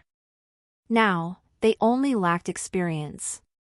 With Qianlong in charge of driving, Tang Jin was able to free up his hands and feet to focus on hunting the water monsters. Tang Jin activated it, and the wide and deep river water was immediately filtered out, leaving only the various creatures slowly swimming in the river. A few low-level monsters were slowly swimming towards the fishing spot in the Holy Dragon City, obviously attracted by the smell of blood. Tang Jin ignored these low-level monsters as he continued to pilot the assault helicopter and flew further away. Not long after, a level 5 water monster entered Tang Jin's field of vision. At this time, it was lying quietly at the bottom of the river. They took out 2 depth charge bombs from their storage space. After setting the depth of the explosion, the 2 cultivators threw the depth charge bombs in their hands according to the position given by Tang Jin. The 2 heavy iron blocks fell into the water at the same time, making a big splash, and went straight to the level 5 water monster at the bottom of the river. In Tang Jin's field of vision, the 2 depth charges quickly floated to the top of the water monster's head. Under the surprised gaze of the water monster, 2 dazzling flames suddenly burst out. A huge wave emerged from the surface of the water. Tang Jin heard a painful roar from the water monster, followed by a huge amount of blood spurting out of the water monster's body. The massive amount of blood was like a red mist, completely enveloping the Hydra and then being completely blocked. The Hydra was struggling painfully with its bones and internal organs exposed. Its body was covered in rotten flesh, and it wailed from time to time. The 2 depth charges had already sent it to the brink of death. He tied a steel cable around his waist and hooked an underwater breathing insect to his nose and mouth. Tang Jin jumped off the armed helicopter and directly entered the water. After approaching the dying water monster, Tang Jin took out his alloy sword and easily killed the water monster. He took out a rope from the storage dimension and tied the water monster's body. Then, Tang Jin ordered the cultivators on the plane to lift him up. The elevator installed on the armed helicopter began to work and pulled Tang Jin directly out of the water. After securing the rope in his hand to the armed helicopter, Tang Jin began to use the buoyancy of the water to drag the body of the water monster to the river. After taking out the water monster's head, Tang Jin informed Tai Xing to bring the captives in a car to transport the water monster's body back to the Holy Dragon City. It was said that such a large pile of food contained nutrients that were extremely useful to cultivators. Tang Jin naturally would not waste it. After dealing with the water monster, Tang Jin checked the progress of the upgrade. As expected, the distance had increased by a small grid. The assault helicopter took off again and continued to search along the riverbank. It didn't take long for another level 5 water monster to enter Tang Jin's sight. This was a water monster that looked like a crab. It had a hard shell. For safety's sake, Tang Jin dropped a total of 4 depth charges this time. The terrifying explosion sent the mud at the bottom of the river flying. The crab monster's shell was shattered, and its claws were broken. It fell not far away. Tang Jin jumped into the water again and killed the crab monster. Then, he used the same rope to tie it up. After killing 5 water monsters in a row, Tangjin was getting closer and closer to the hole in the sky. Tangjin had always kept a respectful distance from the king-tier monster. Therefore, the armed helicopter took a big detour and flew to the other side of the river. During this time, no one dared to look at the huge hole in the sky, afraid that the king-tier demon T-Rex would take control of their souls and recklessly seek death. On the other side of the river was an extremely huge water surface. As this place had once been a low-lying swamp, the surging river water had all gathered here, forming a huge lake with a depth of more than 100 meters. If the hole in the sky could not be closed in time, this giant lake would spread towards Holy Dragon City, turning Holy Dragon City into an isolated island. Prevention was better than cure. Before the hole in the sky was blocked, Tangjin must be prepared for the Holy Dragon City to be flooded. Fortunately, with the Terrain Transformation plugin, Tangjin could ensure that the Holy Dragon City would not be flooded even if a flood were to come. Let's wait for a while more. If the hole in the sky hasn't been sealed up by then, I'll circle another piece of land and raise Holy Dragon City higher. Tangjin stared at the vast water surface below the plain and quietly made a decision in his heart. City Lord, there's a level 5 water monster in that direction. Just as Tangjin's mind was wandering, a Holy Dragon City cultivator reminded him, causing him to return to his senses. According to the direction pointed by the cultivator, Tangjin indeed found a water monster rolling in the mud on the shore. Its appearance was similar to an eel. Fly over and kill it. The water monster was not hiding in the water, so it could be killed by cannons and missiles. As the assault helicopter neared, the Hydra howled and spat out a ball of mud filled with acid. Thousand Dragon maneuvered the assault helicopter to dodge, and quickly fired its cannons at the Hydra. As long as the cannon bullets landed on the Hydra's body, they would tear a bloody hole the size of a human head or tear off a piece of flesh. In less than half a minute, the Hydra was smashed into pieces and was not far from death. Tangjin jumped down from the sky and waved his alloy sword, directly beheading the water monster. Tangjin bent down to retrieve the water monster's brain. He was about to return to the armed helicopter when he suddenly saw a cold light coming from the corner of his eye. Tangjin did not hesitate to leap to the side. He saw a black bright object whistling over, sweeping past the position he was standing at earlier. Its speed was not the slightest bit inferior to a strong crossbow. If Tangjin didn't dodge in time, this black and bright object would definitely hit him. After being suddenly attacked, Tangjin immediately took out an automatic rifle and began to shoot at the muddy grass not far away. New chapters will be fully updated at novl/bin.com. After only half a magazine was emptied, dozens of creatures covered in mud jumped up in camouflage cloaks that looked like rotten grass. They held model blow darts in their hands and aimed at Tangjin. After discovering that Tangjin was under attack, Qianlong turned pale with fright. He immediately maneuvered the assault helicopter to the nearby sky, ready to fire at any moment. For Holy Dragon City cultivators descended from the sky, quickly occupying an advantageous position, and aimed their guns at these mud-like creatures. Tangjin frowned slightly as he looked at the blow dart that was aimed at him.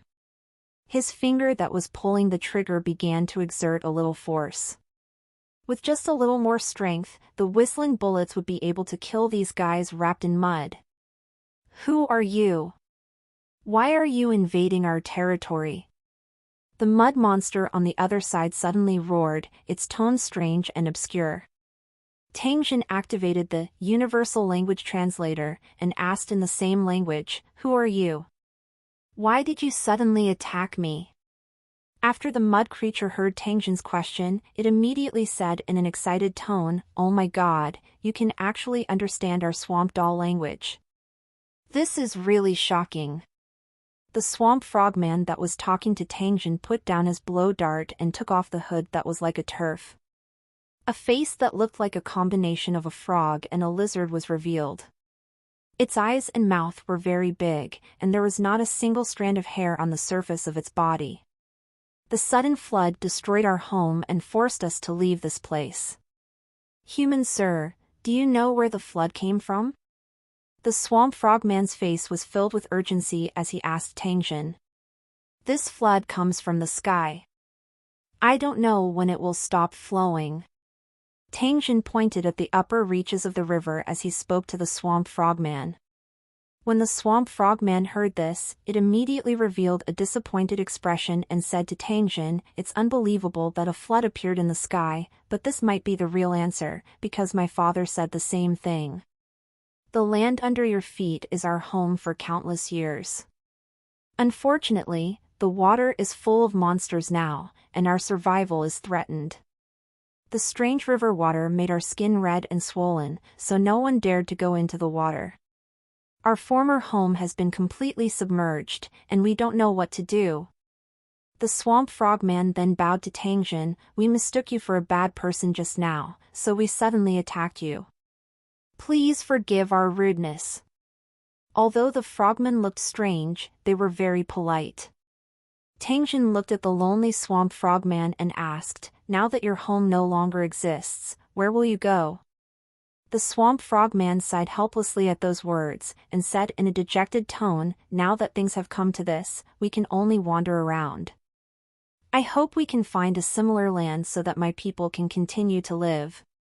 "In that case, are you able to stay in the water for a long time?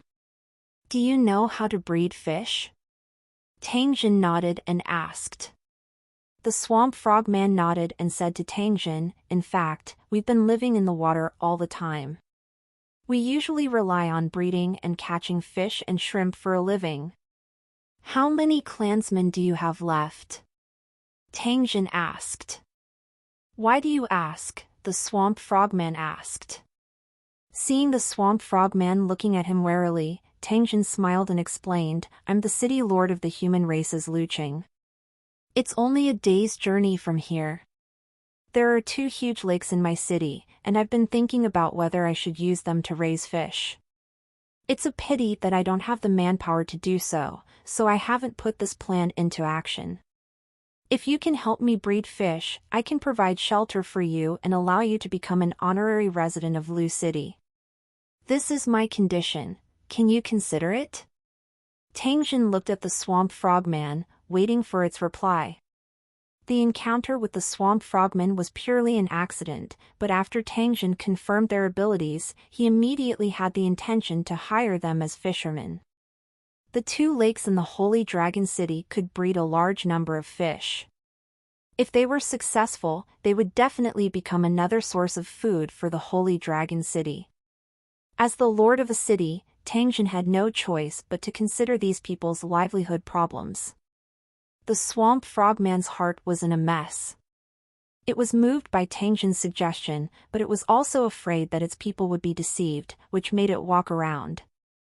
After thinking for a long time, the swamp frogman came to a sudden realization that he had to discuss this with his clansmen. Looking at the swamp frogmen that were croaking together, Tangjin told Qianlong and the others not to worry as he waited for the results of their discussion. After about 10 minutes, the chief-like swamp frogman walked towards Tangjin and said with his mouth open, "After some discussion, our clansmen have decided to go to your tower to take a look first before deciding whether or not to accept your employment. Please forgive us for being so cautious, but the swamp frogmen have suffered too much damage. We would never enter a human city if we were not at a dead end." After saying this, the swamp frogman bowed to Tangjin. This was a communication method taught to them by their ancestors. It could express their goodwill. Tangjin was naturally very happy to hear the reply from the swamp frogman. He believed that the swamp frogmen would definitely like Holy Dragon City when they arrived. Once the swamp frogmen settled down, the Holy Dragon City's plan to rear fish in the lake could begin. After the 2 of them exchanged a few more words, Tangjin contacted Taising again and got him to drive the swamp frogmen to Holy Dragon City. New chapters will be fully updated at novl/bin.com.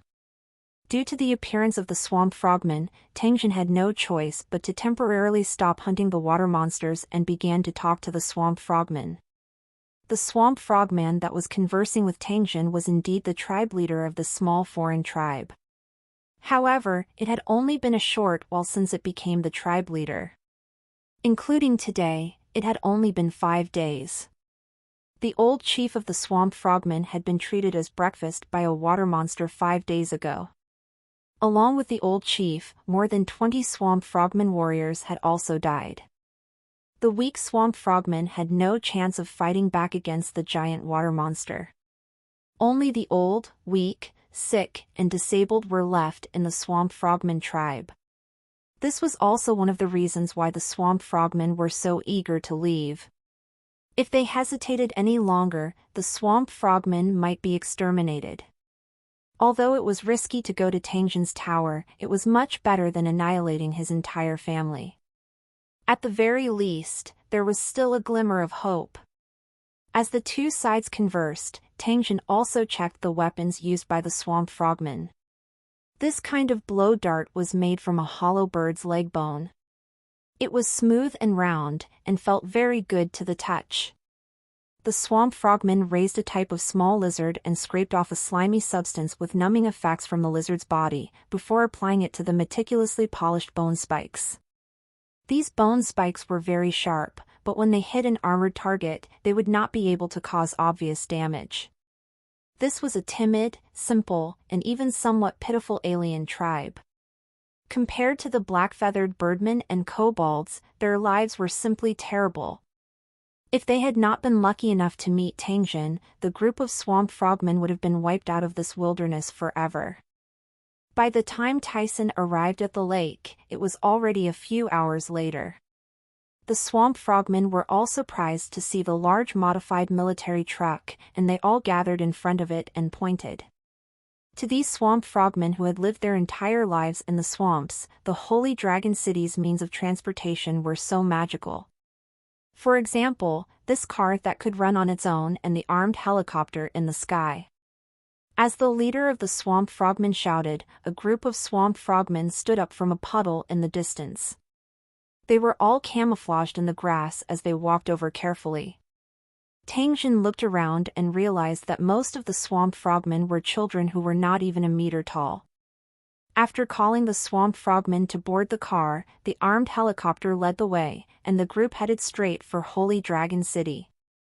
The chief of the swamp frogmen sighed in his heart as he felt the jolts of the car and saw the uneasy expressions on his tribesmen's faces. He hoped that the human city lord was not lying to him, or the swamp frogmen would really have no way out. Many years ago, their ancestors had gone through great hardships, traveling to the corners of the wilderness and sacrificing countless clansmen before they found a swamp that could barely survive and reproduce. It was a pity that this home no longer existed. Perhaps it could only appear in his dreams. When the car finally stopped jolting, Tangjin's voice came from outside, informing the swamp frogmen that they had arrived at their destination. The chief of the swamp frogmen was the first to jump out of the car, but before it could even stand still, it was attracted by a huge lake in front of it. The lake water was extremely clear and shimmered with light. It was exceptionally beautiful under the setting sun. Such a vast water surface could not be seen at all in the swamp, and the quality of the water was also very different. The swamp frogman chief was deeply captivated by the beautiful scenery in front of him and could not help but throw away the grass camouflage on his body and jump into the lake. Perhaps it was because of their talent, but the swamp frogmen were extremely fast. In the blink of an eye, they had already covered a distance of nearly 100 meters. After swimming around the lake, the swamp frogman tribe leader walked out of the lake and shouted excitedly to Tangjin, "Oh my god, this place is simply too beautiful. You really didn't lie to me." Tangjin nodded and said to the swamp frogman tribe leader, "Now that you've seen the lake, are you ready to accept my employment?" The chief of the swamp frogmen nodded furiously, "Of course I am. At the same time, I would like to thank you on behalf of my people." The swamp frogman chief bowed deeply to Tangjin, while the other swamp frogmen beside him also bowed with gratitude. Tang Jin nodded. Welcome to the Holy Dragon City. From now on, you will be the honorary residents of the Holy Dragon City. You will manage the 2 lakes in the valley. The Swamp Frogman chief called for his clansmen to throw away their grass disguises and go into the river to wash off the mud on their bodies. He turned to Tang Jin and said, City Lord, although this lake is beautiful, it lacks the aura of life. I can't wait to rear a school of fish here. I'm so excited just thinking about the schools of fish swimming in this lake. I'll have to trouble you with this. I'll arrange for a few soldiers and a vehicle to transport the fish. You can use it to find fish in the wilderness. As Tang Jin spoke up to this point, he turned to look at the Swamp Frogman tribe leader. If you need anything, you can just tell me. Is this arrangement okay? No problem. We Swamp Frogmen can smell water and fish from far away, so you can rest assured in searching for baby fish. The Swamp Frogman tribe leader had a face full of confidence as he promised Tang Jin. In that case, I'll be waiting for your good news. Tang Jin glanced at the Swamp Frogmen swimming in the lake. A trace of a smile appeared on the corner of his mouth as he turned around to make other arrangements. He first assigned a few warriors to protect the Swamp Frogmen and search for edible fish, before selecting a shrewd and experienced resident to communicate with the Swamp Frogmen. Whether or not he could have an adequate supply of fish in the future would depend on these Swamp Frogmen, so Tang Jin had to make proper arrangements.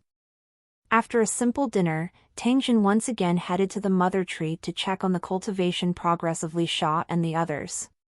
EAD new chapter S on no/v/e/ln.com. Tang Jin had always valued the mother tree's ability that Lisa and the others had mastered. This was because this would be one of the powerful guardians of the Holy Dragon City in the future. A large group of children were sitting cross-legged around the beautiful mother tree under the night sky. A rough estimate showed that there were 700 to 800 of them. These children were the survivors of Black Rock City. According to Tang Jin's orders, they had to come to the mother tree every night and try to communicate with it. Once someone successfully communicated with the mother tree and obtained the mother tree's abilities, they would immediately be able to become a resident of Holy Dragon City. Their family members would also be qualified to become reserve residents. Up until now, there were 5 people who had successfully communicated with the mother tree and obtained different abilities. Out of the 5 abilities of the mother tree, 2 were offensive and 3 were support-type abilities. One of them was an attack-type ability of the mother tree, which could summon countless black spikes around it. The spikes were 1.5 meters long and were extremely lethal. Tang Jin gave it a try and discovered that the hardness of this black spike was extremely high. It was not inferior to steel. So far, the number of residents in Holy Dragon City who had mastered the mother tree's abilities had reached 9, and he believed that the number would continue to increase in the future. After silently watching for a while, Tang Jin planned to go back and rest. Just as he turned around, Tang Jin discovered that the half-elf, Yuemong, was standing not far away. He was staring at Lisa, who was communicating with the mother tree. Seeing his intoxicated expression, Tang Jin could not help but secretly guess. Could it be that this guy had fallen in love with Lisa? Tang Jin slowly walked to Yulang's side and asked with a teasing expression, I say, what are you looking at? It's as if your soul has left your body.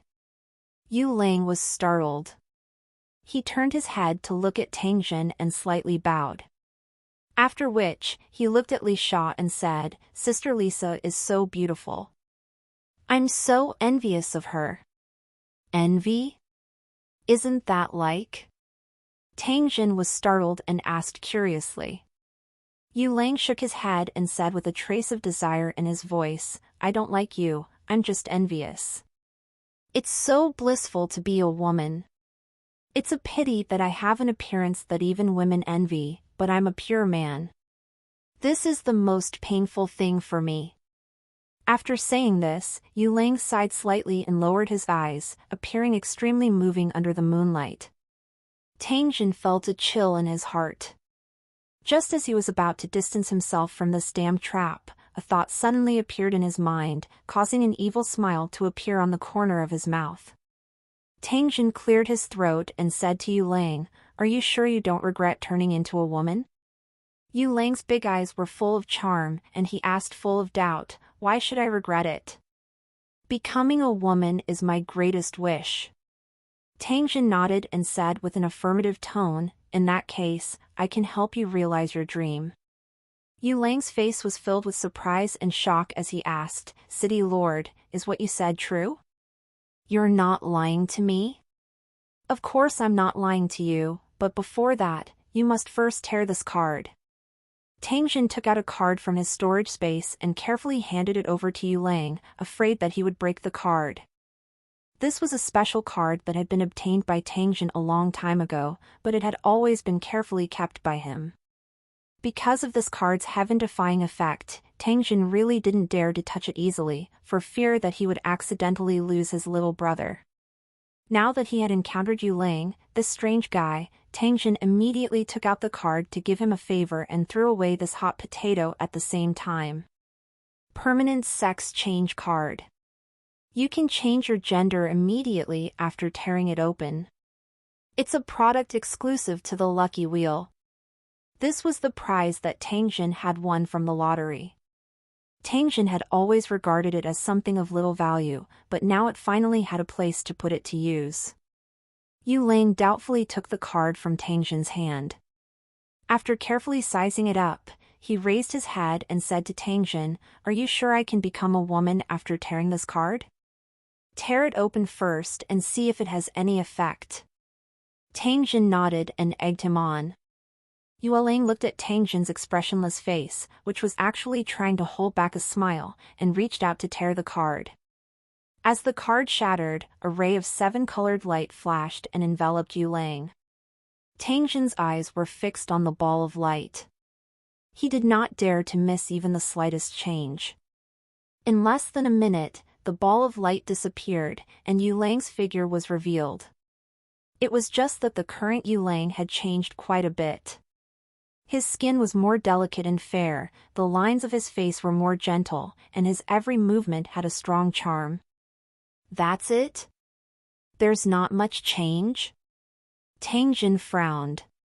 He extended his hand and rubbed his chin as he looked at Yu Lang and asked doubtfully.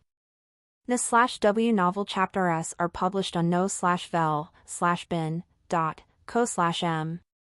Because Yu Mang originally looked exactly like a woman, even if he used the permanent sex change card, he still needed to look carefully to find the subtle changes. "I wonder if there's any change in those places?" Tang Jin swept his eyes over Yu Lang's graceful body and began to laugh with ill intentions. Different from Tang Jin, whose mind was filled with wild thoughts, Yu Lang was already so excited that he was about to go crazy. She kept touching her body, feeling the changes in the subtle parts, and finally confirmed that she was not dreaming. "City Lord, I really turned into a woman. I'm not dreaming," Yu Lang excitedly shouted. He grabbed Tang Jin's big hand and placed it on his chest. "Touch it and see, it's real. I've really become like Big Sister Lisa, a beautiful woman." Tang Jin's large hand gently grabbed Yu Lang's chest. It was very majestic. After he removed his palm, Tang Jin was planning to ask a few more questions when he saw Yu Lang impatiently running towards Lisa with a face full of joy.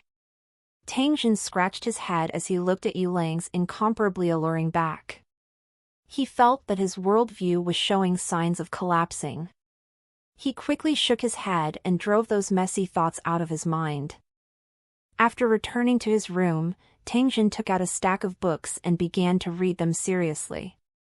Early the next morning, Tang Jin called Qianlong and the others to continue flying the military helicopter and killing monsters to level up. The military helicopter whistled through the air above the winding river, and under the envious gazes of the crowd, it flew into the distance.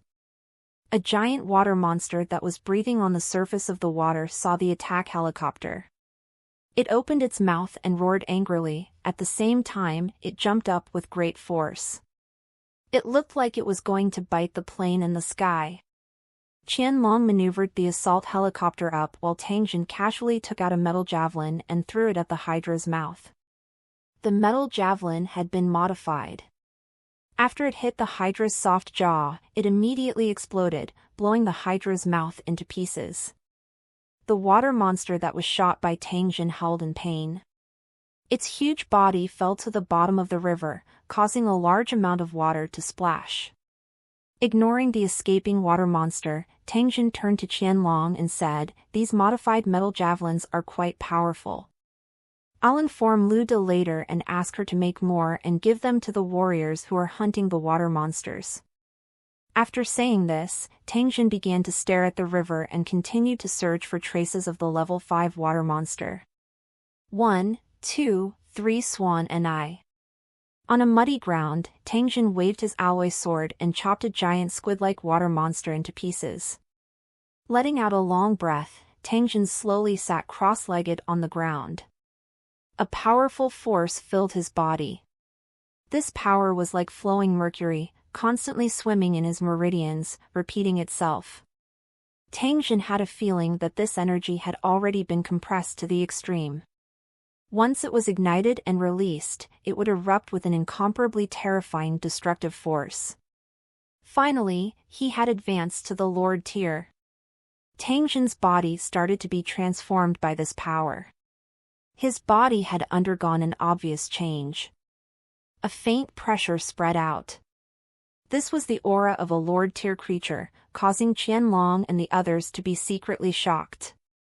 At this moment, their breathing became rapid, and they couldn't exert any strength in their bodies. They felt as if they were buried deep in the soil and couldn't escape. The power of a horde leader was so terrifying. After a long time, Tang Jin slowly stood up from the ground. Under the shocked gazes of Qianlong and the others, he took out his gun and aimed it at his arm. Bang! After a gunshot, Tang Jin's skin did not suffer any damage. The defensive strength of his physical body was extremely shocking. After seeing this scene, Tang Jin's brows slightly furrowed. He took out his automatic rifle and continued to shoot at his arm. After the gunshot, Jin Tang's arm was damaged. However, compared to the power of the rifle, this kind of injury was nothing. Tang Jin's brows furrowed even more tightly. He took out the purple lightning short sword once again and slashed at his arm. Fresh blood slowly flowed out.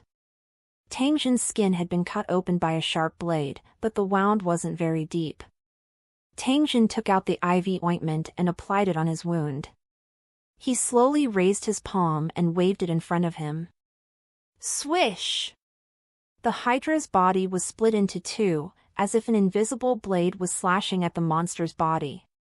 Tang Jin could sense the energy within his body gushing out from his palm. After which, it suddenly exploded and transformed into an invisible and terrifying force. This was the power of a horde leader. When facing low-level cultivators, killing them was like slaughtering pigs and dogs. After experiencing the strength of a horde leader, Tang Jin felt a trace of worry. Lord-tier creatures were extremely powerful, and their bodies were also shockingly tough. Normal rifle bullets could only leave insignificant wounds. Only powerful weapons like cannons and missiles could pose a threat to a Lord-tier creature. If the Holy Dragon City wants to continue developing, it must be equipped with more powerful weapons. Only then can it ensure that it is undefeatable. Heavy artillery, tanks, planes, rockets, and laser weapons. These weapons and equipment could deal damage to Lord-tier creatures, but compared to firearms and weapons, whether it was the difficulty of operation or the logistics supply, they were all several times more difficult. In addition to these weapons from the original world, demon weapons could also cause obvious damage to Lord-level creatures.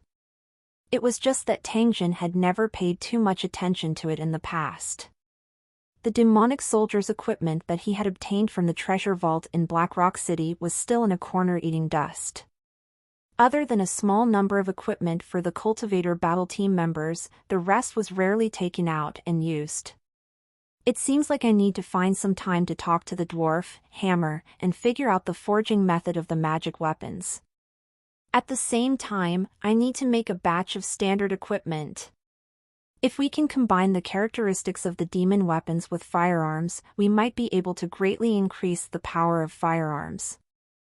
Then, ordinary firearms won't have to face the fate of being eliminated.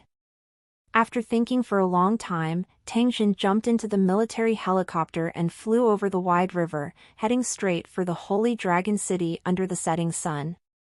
Well, that's all for this part, truckers. See you all in the next part.